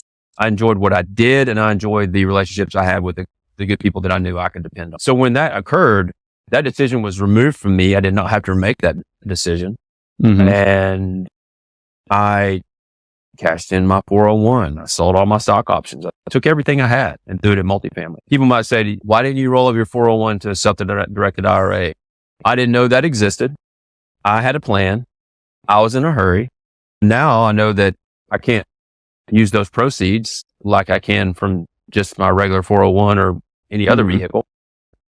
And I also know that depending on the rate of your return in your retirement account versus what you can gain from bonus depreciation and cash flow, sometimes you're better off just taking the penalty in your 401, depending on the amount of money we're talking about. Yeah. I hope that answered the question. Yes, it did answer my question. I think that to go onto the 401k and self-directed IRA, and I wish more people would know about those types of things as well. It's a phenomenal tool to be able to use. But again, like, you don't get the proceeds until much later if you're going through that whole process. And sometimes it is. We tell and I don't ever advise necessarily, like, because obviously I run a education company for military members, right? And the government's 401k is called a TSP. And when you leave the military, you can either let that keep running or you can roll it over into something else. So like, I rolled mine over when I jumped ship.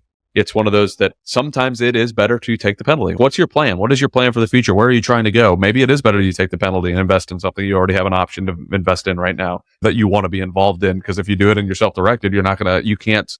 So if you want to be involved in it, then maybe it's not wise to keep it in one of those self-directed accounts. Maybe it's like, hey, no, I know that I'm going to get good returns from this. I'm doing it wisely. It all, to me, the same thing with underwriting an apartment building. It comes down to the numbers. Do the numbers make sense or not? If, like, some people are like, oh, I won't ever get a bridge loan because they're paid 10, 12% on it. Sometimes a bridge loan makes sense. If you calculate into 10, 12% and you still get to make money later on, does it get the deal done? Okay, we'll do it. I mean, our first deal, we had to go bridge to bridge. We did it twice in the same deal. Not exactly the wisest move, but it's the only thing we could do at that moment. But understand what it is. Don't just follow what some smart person, quote unquote, said on some blog that you read. Learn about all the different options, learn about what's out there, and make the right decision for you. So I went off on a tangent that had really nothing to do with you jumping into real estate. Now, why is it that you chose, hey, I'm just going all in, I'm selling it all, I'm doing all this stuff, and I'm going to go full in? Because a lot of people would have received that and been like, okay, I need to go back and get another job before I start this. Were you already working on your mindset by that point? Were you already in this journey of really strengthening your mindset? I think I was already in the middle of that, because when the layoff occurred, I was so fired up about what I was going to do with multifamily and real estate in general from that point forward. And basically it was like, okay, let's strap on the pads. Let's go. It was that mentality, right? It's game time. So it was not hard for me at all. I guess I'm maybe naturally wired that way. Does that mean I've never made mistakes? Obviously not. We've already talked about some mistakes. But in order to take the initiative and to start something, to get something done, I can do that. I can do that in different aspects. I can bring a team with me to help accomplish the goal as well, based on their abilities, their mindset, their skill set, what have you. Then I got into more, and I had a moment where when I read the book Go Giver by Bob Berg, which was recommended, and this was in 2018, and I remember reading it at the beach in 2 days. And I'm not an avid, I've read more in the last 10 years of my life than I have all my previous years combined. My reading comprehension is weak, so I have to read something 2 or 3 times to fully grasp it, fully understand it. It's just one of my weaknesses. The Go Giver was a very easy read for me, about 140 pages. I read it in 2 days. I was enthralled with the message of the book. I identified as a person in the book and realized that I had a gift to connect people, to reach people with my authenticity, to bring them along with me on whatever ride it is. It doesn't have to be real estate, and not be apologetic for it. Because one of the things us as men suffer from is imposter syndrome. No matter how confident we are, how successful we've been, that will sneak into our brain at some point in time. It's just something that happens. We have to remind ourselves and pray and read the word and continue to fill up our tank and know where that's coming from to be the person that God has created us to be. But when the human side wants to play games with us and we allow that to happen, that's when we question our abilities, our emotions, and what have you. But that book allowed me to accept who I am as a person, what my gifts are, and go from there. So truly, it was like a liberating, man, this is who you are. You don't have to be ashamed of it. I'm not the best underwriter. I don't love spreadsheets. Am I a good enough underwriter right now to know if a deal pencils out fairly well? Yeah. But I'm not just going to go buy it based on Darren's assumption. I'm going to send it to Adam, and I'm going to send it to whoever else. So that was a huge turning point for me. And then I've talked about it often. I've talked about him often, and I know you know who he is just through me talking about it, but other people as well. But being in Knoxville, most people are Tennessee football fans. I had always had an affinity for Inky Johnson and his story, former Tennessee football player who's now a motivational speaker. And I was listening to I had seen him speak a couple times prior to this. And then even after that, I had a couple more opportunities to hear him speak. But then with just the power of the internet and social media, I started watching his videos and listening to him every single day. I would be at the gym and I would have a video on. If I couldn't see it, I could hear it. And then he started a podcast. And so I just attribute a lot of where my mindset is now, to be honest, with his fundamentals of what he's all about. Also a Christian. Nice. And it's just a motivator for me. I don't have to be motivated, but if I just want to feel good, that's my go-to, if you will. So that was probably a bigger part than I realized besides that book. Those are the 2 main factors that set my mindset on a trajectory, if you will. Love it. And also that, which we've already talked about, situations and circumstances are going to occur, but what's your perspective on those? Yeah, for sure.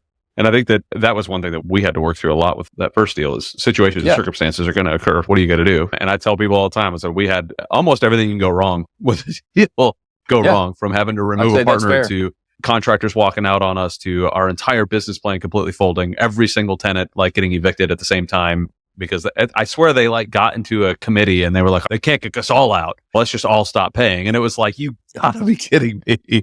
Completely destroyed our business plan. And it was like, what a mess. But when it came down to it, we put our shoulder down. We said, all right, let's make it happen. Like you said, strap on the pads, game on. You got laid off from your job, strap on the pads, it's game on. Let's go face what's in front of us. Let's go slay this dragon.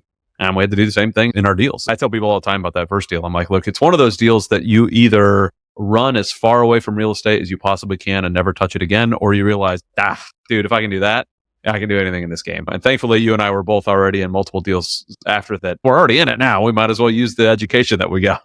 We didn't lose money, but it's paid off in vast ways since then. For sure. The experience that it gave us is, again, second to none, like what we were able to pull out of that. And everything from, again, vetting partners to vetting contractors to getting multiple bids and having solid contracts to all sorts of stuff. like business plans are going to falter, that a bridge to bridge is possible, even though most of the people, when we were going for that second bridge, were like, nah, dude, nobody's ever going to give you a second bridge. You're going to have no, we made it happen. Exactly. Boy, oh boy, that was tough. But those are lessons too that I get to talk to my kids about, because I'm not shy about all the mistakes that I've made in my life. I let them know where I failed miserably and where I've done well. The business experience and equate it to something they're dealing with in their life at 9 Extremely well.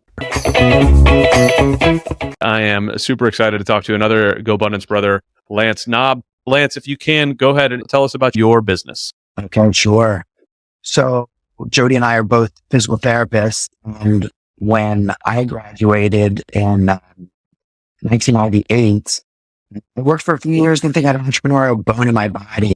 Jody and I wanted to uniquely bring physical therapy and fitness together to serve clients better, so that when they got out of pain, we could actually take them along what we call the continuum of health and really improve their lifestyle and fitness and build good habits. So in 2004, we rented a 300 square foot space, the size of an average bedroom, startup cost under $2,000, and started breakthrough physical therapy and fitness. And within 2 years, we bought the fitness center we were renting from. And then we didn't realize we weren't protected in our lease from our friendly landlords. So we had to do something. We took a bold move and took 6,000 square feet next door, which is very large for physical therapy, 2/3 of a retailer, a fashion bug. And we brought physical therapy and fitness together in a big way. We didn't have a plan, and we didn't have formal business training. Unfortunately, we had some mentors just to prevent us from going off the track completely. And so, yeah, we really put our heart and soul into the practice, took on our best people as partners. And in 2015, one of our partners expressed interest in running the company at a development plan meeting. And we groomed them for a couple of years. And in 2018, they took over the CEO role of our 5-location multi-million-dollar company. They did well. I was able to spread my wings and figure out what I wanted to do next, helping with their small businesses to healthy life and healthy business that they could keep or sell, whatever they wanted to do. That's phenomenal. I mentioned the very first deal I ever did was a 62-unit apartment. It was my very first investment property ever. And people are like, what the heck? A 62-unit apartment? Who starts? Usually you see people start with a single family. Maybe they buy a duplex or a triplex, and you jump right into an apartment building. And then I listened to your story, and I'm like, this guy just said, I'm renting this 300 square foot thing. I think we got something here. Let's go get this 6,000 square foot thing and build something. I have no idea what I'm doing. I think that's just part of what we do sometimes. And if you have the confidence in yourself to be able to do it, then you might as well jump in and make it happen. There is no substitution for execution. Go out and do it. You go to college, you're out in Ireland or Scotland, you meet your wife. Fast forward, how did you get to the point where you decided you wanted to open this 6,000 square foot thing? You and your wife hit it off in another country, come back and like full steam ahead. How was that? Yeah. How did that thought process go? Where did that start? Yeah, I definitely don't necessarily recommend this for everyone. But if you really have a strong relationship, we got married in May of 2004, and then we started our first official month's rent in June of 2004. Getting married and then starting a business together, that is definitely a great chance. So you have to have a really strong foundation. You'll learn a lot about each other, and you'll hopefully get closer going through some of those hard times together. And there were plenty of hard times in the beginning years and even ongoing, right? They never really go away completely.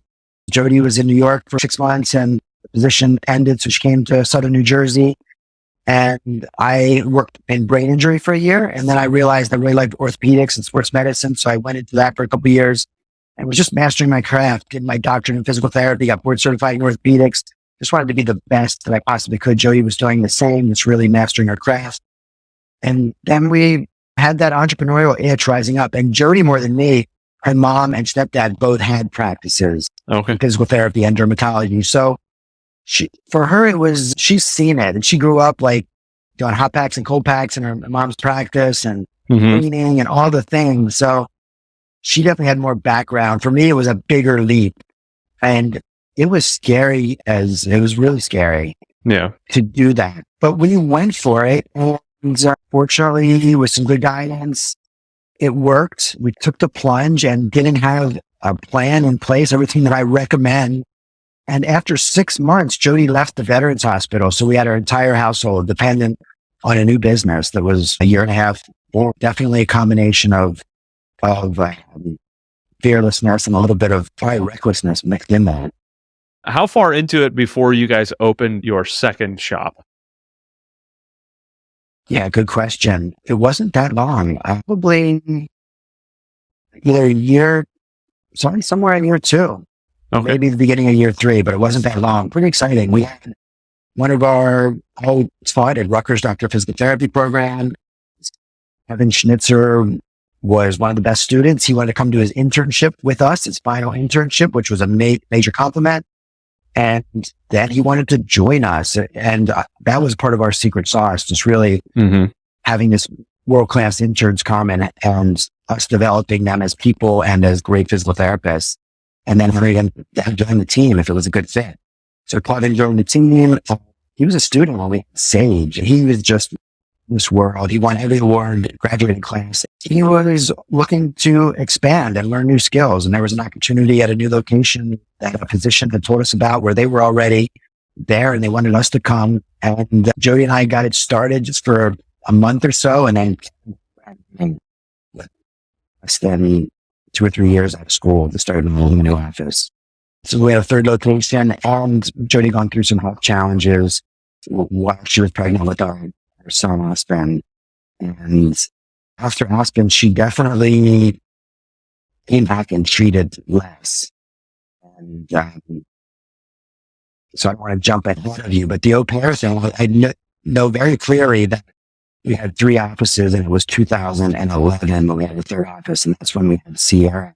We did, fortunately, have an au pair we keep in touch with, Nikki. She just visited last week. She's from South Africa. And she married a local man, Ryan, who we keep in touch with. And pretty amazing. And even with au pair help, with 3 offices, about 30 employees. Yeah. So that was a moment when I had to pause and take better care of myself, start to do some things.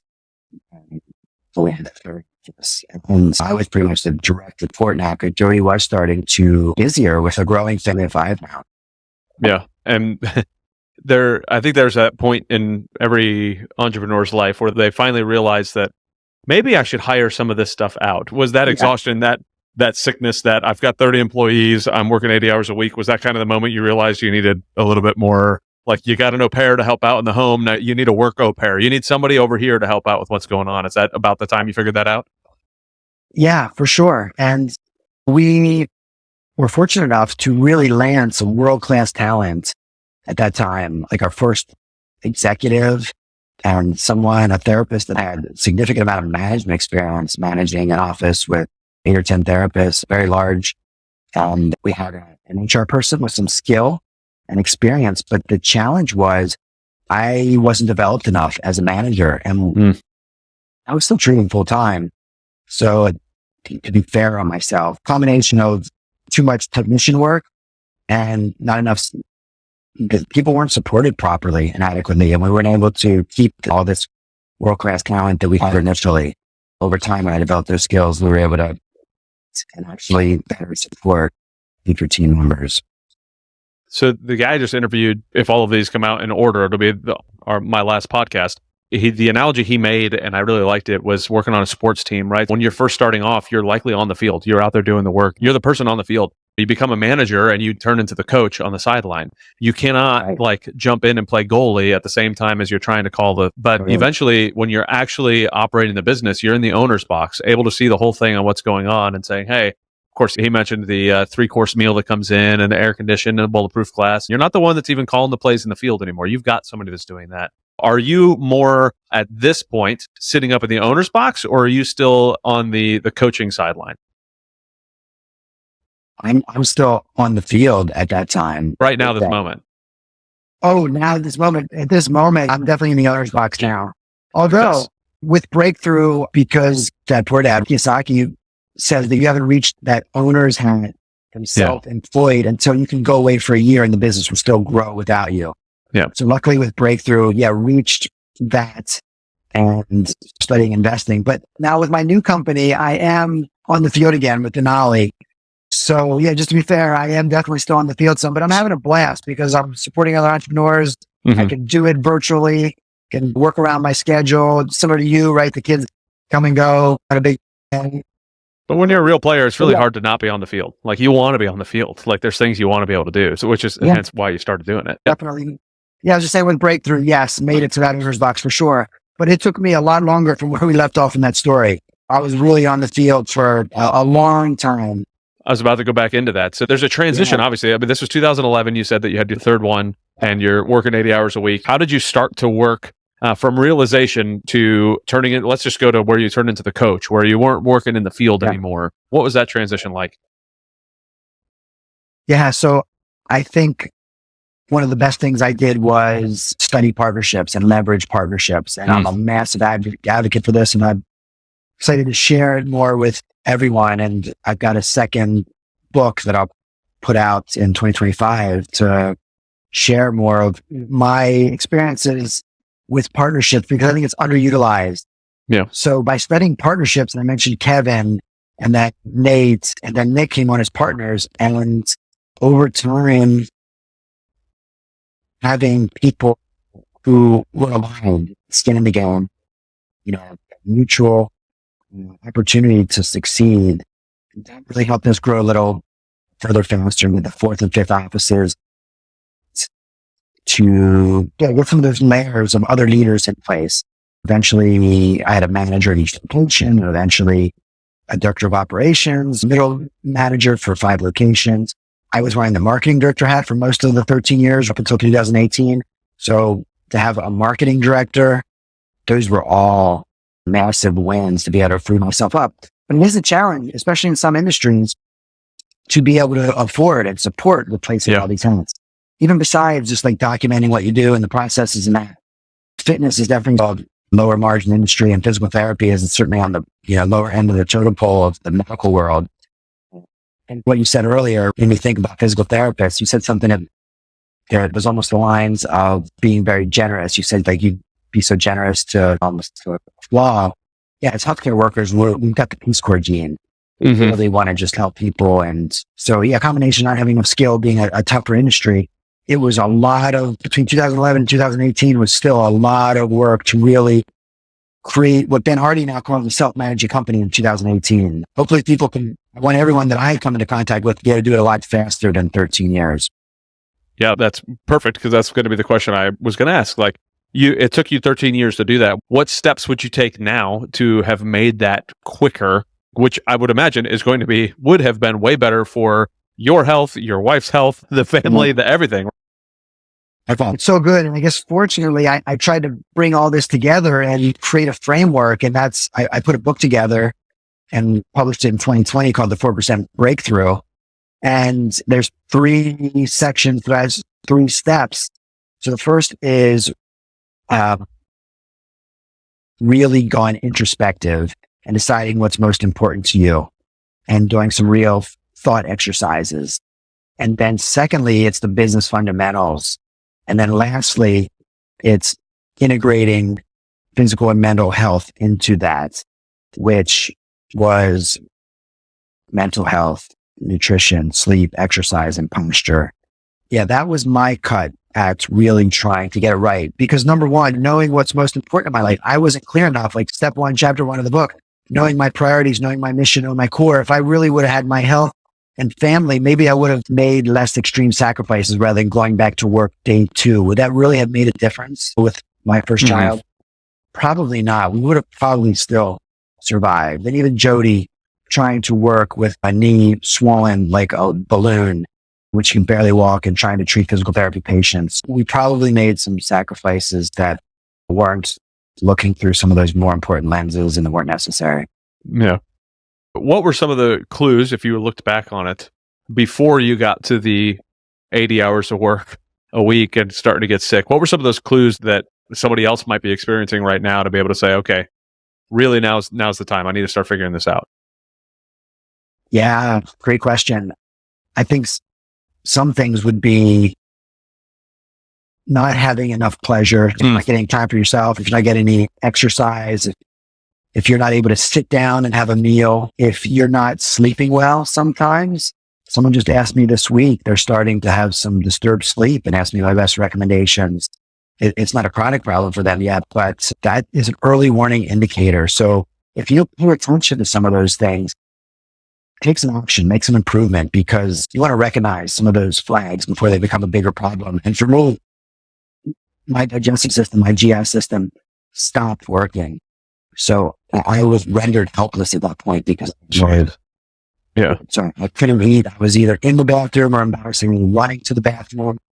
And that doesn't go well when you're treating patients, right? Yeah. You're meant to be helping them with their health and even supporting our team. I can remember our July 2011 all team meeting when I was standing in front of 25 people, including summer interns, that my joints were aching because I didn't have nutrition. Don't let it get to an extreme. Take care of yourself along the way. One book I really loved is Who Not How. And there was another one, Buy Back Your Time, that I recently listened to. Boy, that was phenomenal too. Really enjoyed listening to that, talking about buying back a lot of those moments that you need, like that you're wasting your time doing a bunch of different stuff so you can really focus on your core being and what you want to be doing. So that being said, I'm going to fast forward now. Like you are teaching and coaching folks on how to work through these moments. You're sitting up in the owner's box and you're in your practice. You're really overseeing, making sure that's all running the way it needs to be. And now you're like really engaged in trying to help other entrepreneurs find out even where the owner's box is. Talk me through that process and what it is that you do there. Yeah. So the one chapter that I didn't mention, and it's little bit of mixed feelings on this, probably as most founders do. In 2021, a company that I partnered with private equity approached our CEO. He was a CEO, and they wanted to meet with us. And Joey and I agreed to meet him. If we were going to share financials, we just asked them to come with something specific. So we didn't go down around full resources. And they made an outrageous offer. And it's always best to be in a position where you're looking to for opportunities like this or to sell. I saw, this in So we did this company in 2021, November 2021. And then that was a whole new thing. And that was my first 8-figure company that I was able to coach as part of the deal. I was coaching the CEO and the research director. So I was able to I was in the owner hat, and then also my new company actually coaching the organization. So it was a fun dynamic, really great. I had a blast. We had a lot of success, a lot of growth, breakthrough. We kept our own name, our offices. We immediately went to 6 offices, and then we acquired another company and we went to 12 locations. A lot of exciting things happening and fun to be involved supporting everyone. And then the next private equity company came and we had a recapitalization just in October of 2023. So more than likely, Jody and I, we were certainly knocked out of the business. There may be some equity opportunities for us that are still available. And we've actually recommended that because we still live in town and it's a really big part of the community and still more or less the face of the businesses. Not necessarily. I was in that owner's box up until recently with our first company. And so now with coaching, I realized I wanted to I have the most fun helping other entrepreneurs and just paying all the lessons forward. So definitely wearing most of that with the new company. Yeah. That's awesome. I absolutely love coaching. It's just a lot of fun to be able to watch people get the ahas and watch them skip steps that you totally tripped over and see how the impact can actually be made. It's so much fun to be able to do all of that. It's a lot of fun. That's a field I love to be on. I'm completely with you there. What kind of companies are you working with right now? And what are you, especially right now, seeing with some of these businesses? What kind of companies are you typically working with right now?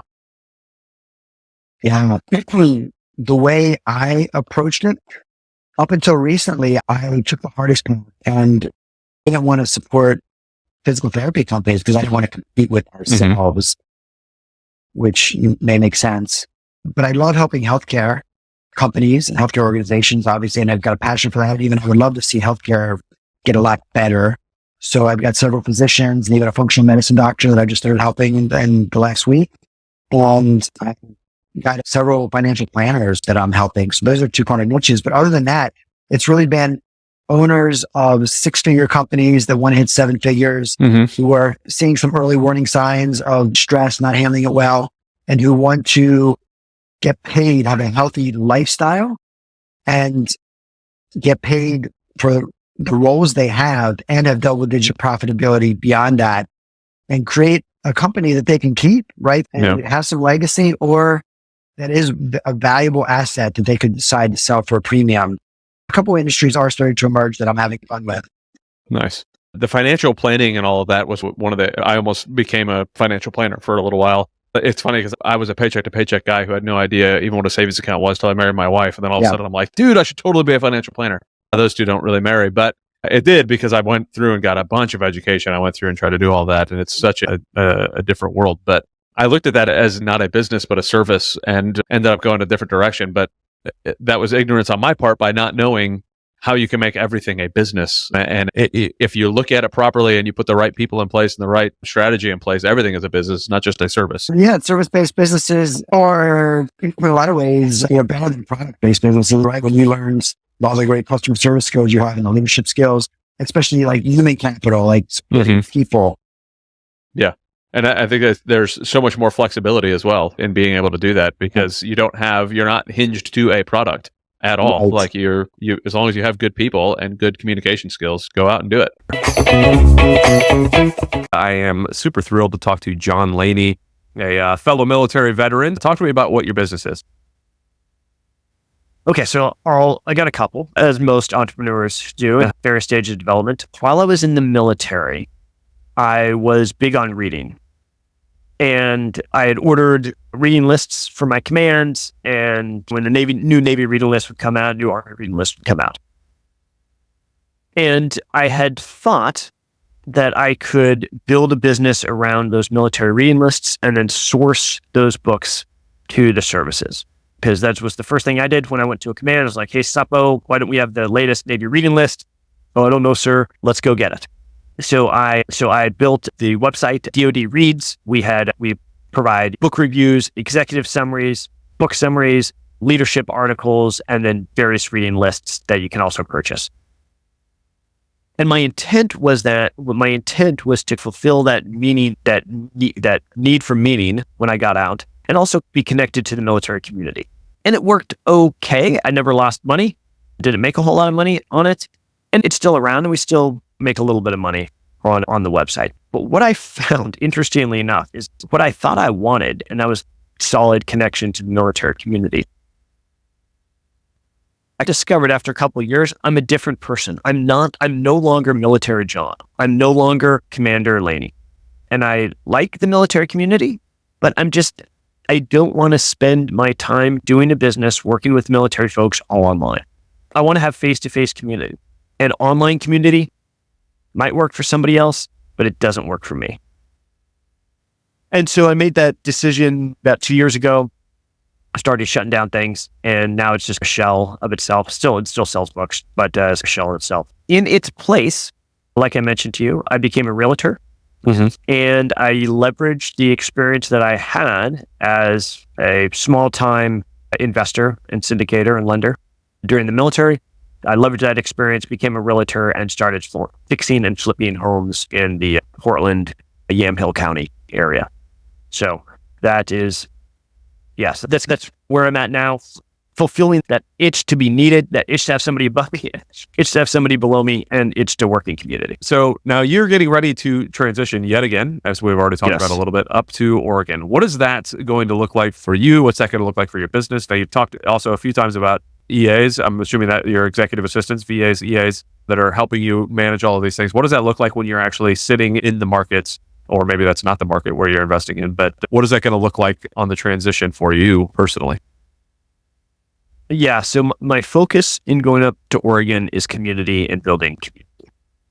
And that is why, as discussed, I am deprioritizing the DoD Reads. I've got an EA that has basically got it handled and can manage 80% of it. So I'm no longer trying to build that. I'm just trying to continue to generate some income from all the work that I did and provide a product for a military person that needs the reading list. Okay, so that's DoD Reads. And I can't really build community with DoD Reads because it's all on. I've moved from that. Okay, so how do I build? I could be a used car salesman in Newburgh. don't know anything about cars. I could be a dentist. Dentists know a lot of people. Doctors know a lot of people, but haven't gone to dental school. What else could I do? I could be be a bus driver. But what do you know? I know something about real estate. My focus and what I keep telling myself and telling other people is I want to build community through real estate. As a realtor, as you well know, you need to have a lot of people that you know. You need to be connected with a lot of people. There need to be a lot of people that you know and trust. And so I'm like, what do you know? Like, I'm going back to Newburgh, that I would love to both merge my business and my personal life very closely together. And while I am involved in my church activities, being involved in my church activities helps my business. Helping my business helps me be involved in my church activities. My business helps my community. My community helps my business. Going off and going to a coffee shop and meeting with somebody that both builds community and it helps my business. And I can do it in an honest community building way. And so that is my focus. Like I told my principal broker, hey, I don't want anything outside Yamhill County. I want Newburgh. I'm focused on Newburgh. It's not in Portland. Don't want it. I don't care how good of a deal it is. I want to focus in on my community. We'll talk about other places later, but right now it is community first. And I believe that I can use real estate to do that and to help my community through that. Yeah, I love that. You could tell that it's a passion of yours to keep that community engaged and be involved and give back in that way. And I think with that in mind, I think you're gonna absolutely crush it when you get up there. I think you're gonna enjoy the heck out of it. Because again, if you've already reached financial independence and now this is about something bigger than that, I think that you're gonna find that you're gonna grow in a much faster and enjoyable way, because that's just something that it sounds like you're super passionate about. So I love hearing that. We talked. One of my big maxims is, and I heard this through a mix of Jordan Peterson and Simon Sinek with the Infinite Game, is playing the game of business in such a way that people want to keep playing it with you. And not even the game of business, playing the game of life in such a way that people want to keep doing it with you. And one thing that resonated with me is, man, when you do it that way, there are no rules. The game it's not like a start and stop where you start the game and then we end the game. And there's no winners and losers. It's you keep doing it as long as the two people want to play. Like, for example, my son. Okay, so we start a game of chess. We're not playing a game of chess. We're playing a game of life. And we get halfway done, and then it turns into a pillow fight, a game of a pillow fight. And then we go and, I don't know, bake cookies or whatever, and then go to the beach.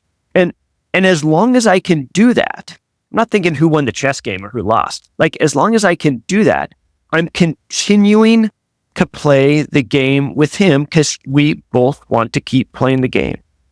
And that's the same with business, man. Like, with me and my partner with Fix and Flips, we wrote out a contract, but we both know that we want to continue to work. Like,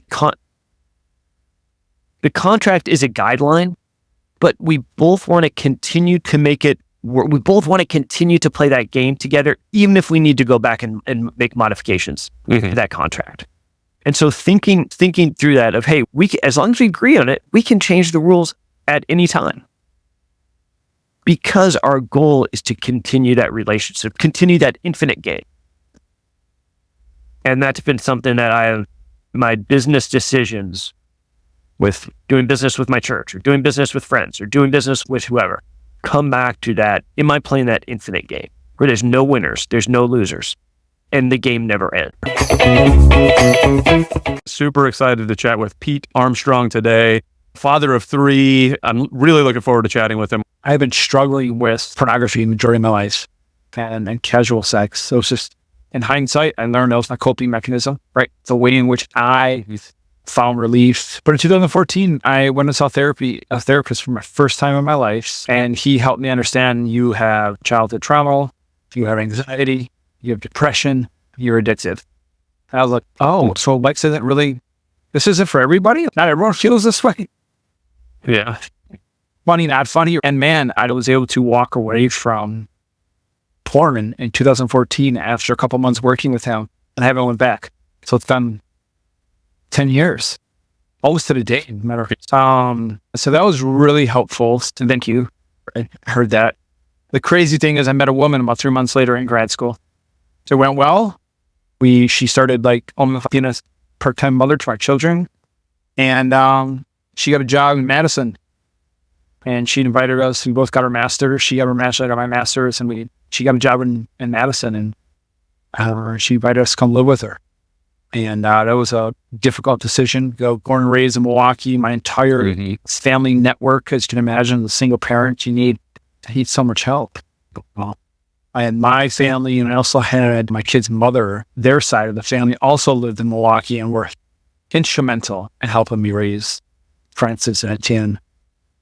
Moved to Madison, got a gig at UW-Madison in the area of my master's research, which was just insane. Exactly what I researched was the exact job I got at UW-Madison, which was really just couldn't believe it. Very ironic. And then I had another child with my wife. We got married about 6 months after moving to Madison. And then we had a child about a year later. And I was working at UW-Madison for many years. In 2020, COVID hit. And it was the straw that broke the camel's back on my marriage. The kids were in the same place. We were working in the same place all at the same time. A lot of uncertainty, a lot of anxiety. And my wife and I separated in May of 2020. And we were divorced by December of 2020. Very quickly, we both wanted it, which was cool. So it's amicable. But in 2020, I had hired a life coach. And I had a therapist too. But I had a life coach because I wanted to start a coaching business, because I had taken some coach training at UW-Madison. When I was in my position, I had some personal development dollars that I used to learn about coaching. And I was, how would I do this? I took this coaching training, and Adam, I was like 2 hours into the training. And I'm like, I want to do this the rest of my life. And this was in fall of 2018. And so, yeah, man, so in 2020, I was like, I want to hire a life coach to help me start my life coaching business. She had her own business. And obviously, you can imagine 2020, she's helping me navigate a lot more of starting a business. Yeah. So she helped me in 2020. I took this program, mental fitness training program, through my life coach called Positive Intelligence. Radically changed my life. I was already moving in the direction of healing and loving myself and taking care of myself.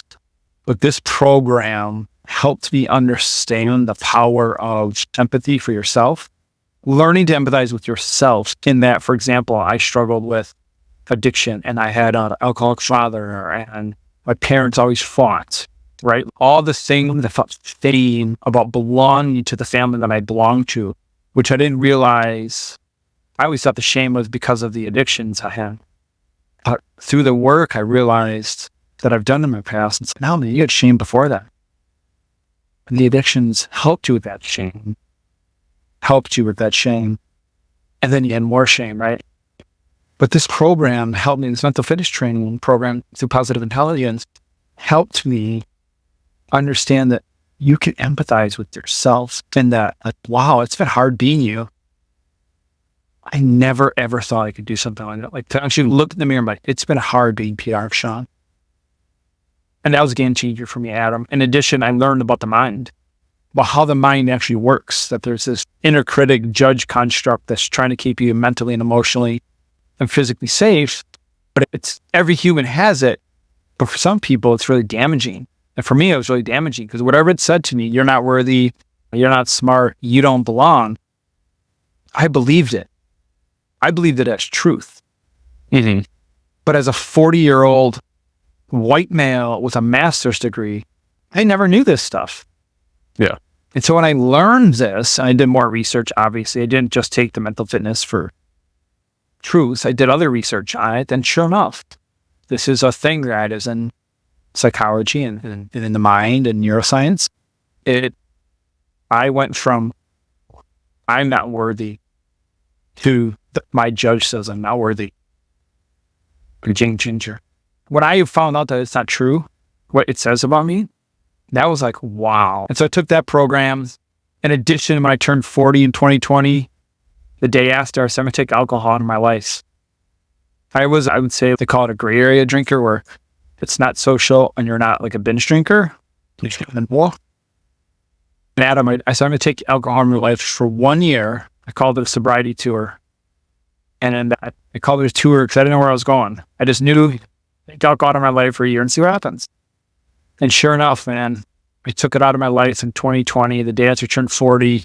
And 1 year to the day, I left UW-Madison, beautiful position, job, university, and I started my men's coaching business. And largely the why behind it is because I've done a fair amount of research on men's mental health, including understanding that men's loneliness is a real problem. And men need connection, and humans need connection, and men need good relationships. I've been blessed to have amazing friendships in my life. I have not succeeded in romantic relationships, but I've had amazing other mentor type relationships and friendships. So I've never really felt too lonely, but I have felt lonely in my life. But when I read that study, the loneliness study, I call it, and happiness study / happiness study by the Harvard study, it's a study that's been going on for 70 years. I forgot what it's called, but it's been done by Harvard. I was like, I got to help men because I know so many men that are struggling with addiction or loneliness. How much I want to help dads understand how the mind works, that they can start loving themselves, that they don't need alcohol to get through life. They don't need pornography, like that these things have just helped you survive, brother. And I didn't understand them until I started doing the work, right? But what I realized is when I took alcohol out, when I took pornography, casual sex out of my life, when I took those things away, it was like, I could see clear. I could see even. Still hard, still got to do the work, but life was much better. Greater self-confidence, greater mental clarity, more energy, better emotional regulation, which means I wasn't as angry and anxious, which allowed me to be a better father. So when I got divorced, one of the primary things I did was improve my relationships with my two older kids because I had been putting my ex-wife ahead of them. They told me, Dad, you don't ever listen to us. You always listen to Megan. That hurt. Yeah. And we're about 2 years, almost 3 years into my business. I only work with men. I think my clients call me a mental fitness coach. I'm a certified mental fitness coach with positive intelligence. I'm a certified trauma-informed coach to removing the human spirit. I've had a lot of apprenticeship and mentorship under a mindset coach. And through my training in trauma, I've been incorporating a lot of somatic type work into my life because of my trauma. And I've seen amazing changes. I'm also helping my clients. They're all dads. My guys are 35 to 50. Most work in the professional realm. Some are married, some are divorced. But the core thing they struggle with is relationships. Often romantic, or they're more angry with their kids than they'd like to be, or they're impatient with it, or then they can't be present. So like, I don't even know how to be present. Thinking about work all day when I'm home with the kids. And all that is just connected to trauma. It's all connected to us attaching to something inside of us, something external that's going to help us feel safe and worthy. And unfortunately, if we keep chasing that thing, you're never going to get rid of that anxiety, that angst. And so I'm helping men go do the inner work, get to know themselves, work on the things that are in the way of them loving themselves, in the way of understanding. What I think I'm really good at, I haven't said this other than to my clients, this is the first time I'm going to say this, is I'm really good at helping men see what they don't see about themselves. Yeah. That's about all I'm good at in life. And oftentimes that's all you need to be good at, right? If you can help somebody see that side of it, like that's a game changer for folks. That's what my client said 2 days ago. I was, dude, that's why I'm working with you. It's like, oh yeah. It's because they can't see it themselves. They need somebody to help them out. People don't become addicted to something because, that's just cool. I have no choice. People become addicted to something because it helps them with some sort of pain, and it becomes a problem then. But the addiction is not the problem. It's a deep inner core wound that people don't know how to fully handle. And so what do? They reach for something external to help them feel better about themselves. Numbs the pain or helps them avoiding thinking about it. And who doesn't want to be out of pain? And so in hindsight, this is my dad struggling, being in like, so now I've accepted him. I've forgiven him. I have empathy for him. And wow, has that been healing in my journey? Yeah. And that's something I tell men, I'll tell you, I'll tell any man, like your father or mother wounds. Listen, man, if you haven't tended to those, you don't even know what the hell I'm talking about. Look into it. Because if your relationship isn't the way you want it to be with your wife or partner, or you've been divorced like me a couple times, I guarantee it has to do with child. And that's the angle that I look at things now. Is I want to help men do the deep work, because the outcome of doing that deeper work is better relationships. That's what we all want, Adam, right? I want a better relationship with my kids. I want my kids to trust me and love me and know that they're loved. I know that they can do anything they set their mind to. But when we're struggling ourselves, that's in the way of us helping our kid be who that they can be. Does that make sense? Yeah. Like, I look at it as like, not selfish. Like, dude, bro, you need to take care of yourself. You need to work on the things that are in your way so you can become the man that you desire to be. And if you don't work on the things that are in your way and you keep running into the same freaking problems, you've had it broken. You're not unworthy because of that. If you broke your arm, Adam, what are you going to go do? You're going to go to a doctor, right? And get it so you can get fixed and it can heal. It's just the same thing. It's just emotional. It's not your fault. Even though we blame ourselves, but it's not. So I'll stop right there. That's just a little bit of what it might be me as a child, and then like how I now see how it impacted my struggles. And then now on the other side of it, almost, I'm going to say I'm on the other side of it. The other side is not, I'm not done. Forever journey. I'm on this other side. Curious, open, accepting, understanding, grieving. Yeah. We all wish we had a father that was like, not like that. I am super excited to talk to Jay Bourgana. So let's fast forward 10 years or so, I guess it would be, from the time you got here to the time you got married. What were you doing in those 10 years before meeting your wife? Yeah, so I spent some time in manufacturing. I worked for a company, an Israeli company actually, that manufactured health and beauty products, food products. It was manufactured in China and sold here in the United States at Walmart, Target, you name it. And so I was in operations. I spent a couple years here in the United States in the supply chain logistics. And then I went to China for a couple-week project, and I ended up staying there for 5 years. Wow. And I ran all essentially it was a turnaround situation. And I ran as a 1 million square foot facility with 3,000 people manufacturing all kinds of products. And it was an amazing experience. I've never ran manufacturing. So it was first principles day. What does this thing do? What does this facility do? What is it doing now? What do we need it to do in order to make money? And then, okay, let's figure out a way to redo the process, move the people, talk suppliers, technology to improve it. And literally just the first principle thing. And I was just turning around one department at a time until we turned around the whole place and increased profitability, productivity, and all that stuff.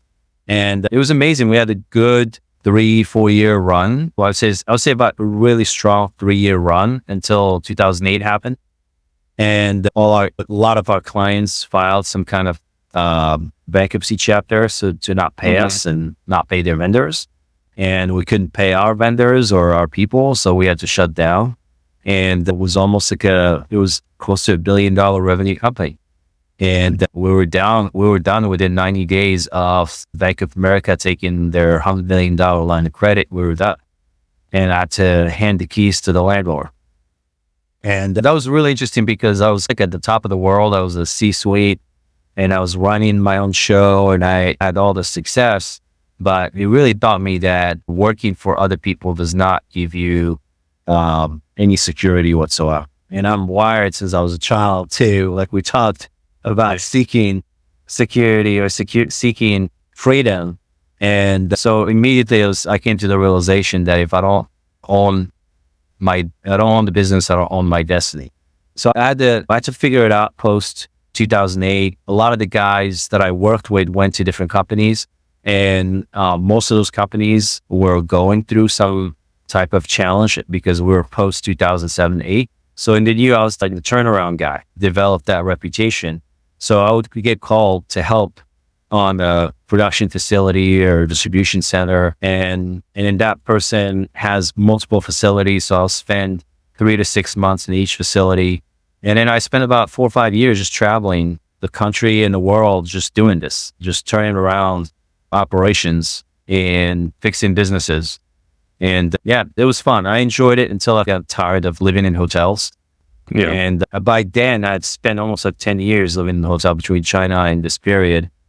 So I decided to come back and just chill for a bit and find a place. And I was talking to friends and they were telling me how it was around 2011.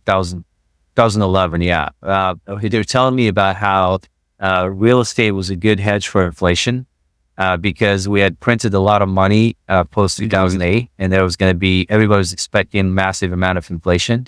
And a friend of mine who was a CFO was like, oh, you got to buy, don't rent. So I started looking into buying. At that moment, I've never bought anything in real estate or related. So I bought a first place in Long Beach, California. And then I saw that the day I closed, or the day before I closed, someone next to me had sold the same exact property for something like $70,000 or $80,000 more because it was a flip. And I just bought a bank-owned property. And I'm like, oh my God, so much value was created so quickly. And then now my property is worth that much. So I'm like, oh wow, okay, interesting. And I fixed it up. I spent something like $20,000 to make it even nicer than the other one. And I thought, oh my God, I'm a genius. I figured this real estate thing. So I got curious about learning more about real estate. And around the same time that's why I met Jen and we moved in together. But yeah, that's when I started looking into real estate. And at the time, there wasn't a lot of education around real estate investing. At least I wasn't exposed to it. And so instead of learning about real estate investing, I went and got my real estate license. And I got sucked into real estate sales. Mm-hmm. And having been with someone, and then now we're serious and engaged. And so I'm like, okay, let's just do this. And so I give it a year to see how it goes. And 18 months into it, around the same time, I started real estate at the same time as I got married, actually. It was 2012, late 2012. And then 18 months, which is now Isabel's 9-month-old, that's when we really hit momentum. But I burned out because I was working like 7 days a week. I was working 12-hour days. It was nuts. Yeah. And I literally handed my phone and my laptop to a guy in my office. And I told him, listen, I will give you all my database, all my transactions. We'll go 50-50.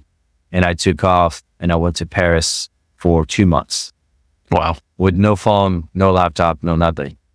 And just me and my wife and Isabel, she was 9-month-old. And you're just pushing her in the stroller around Paris.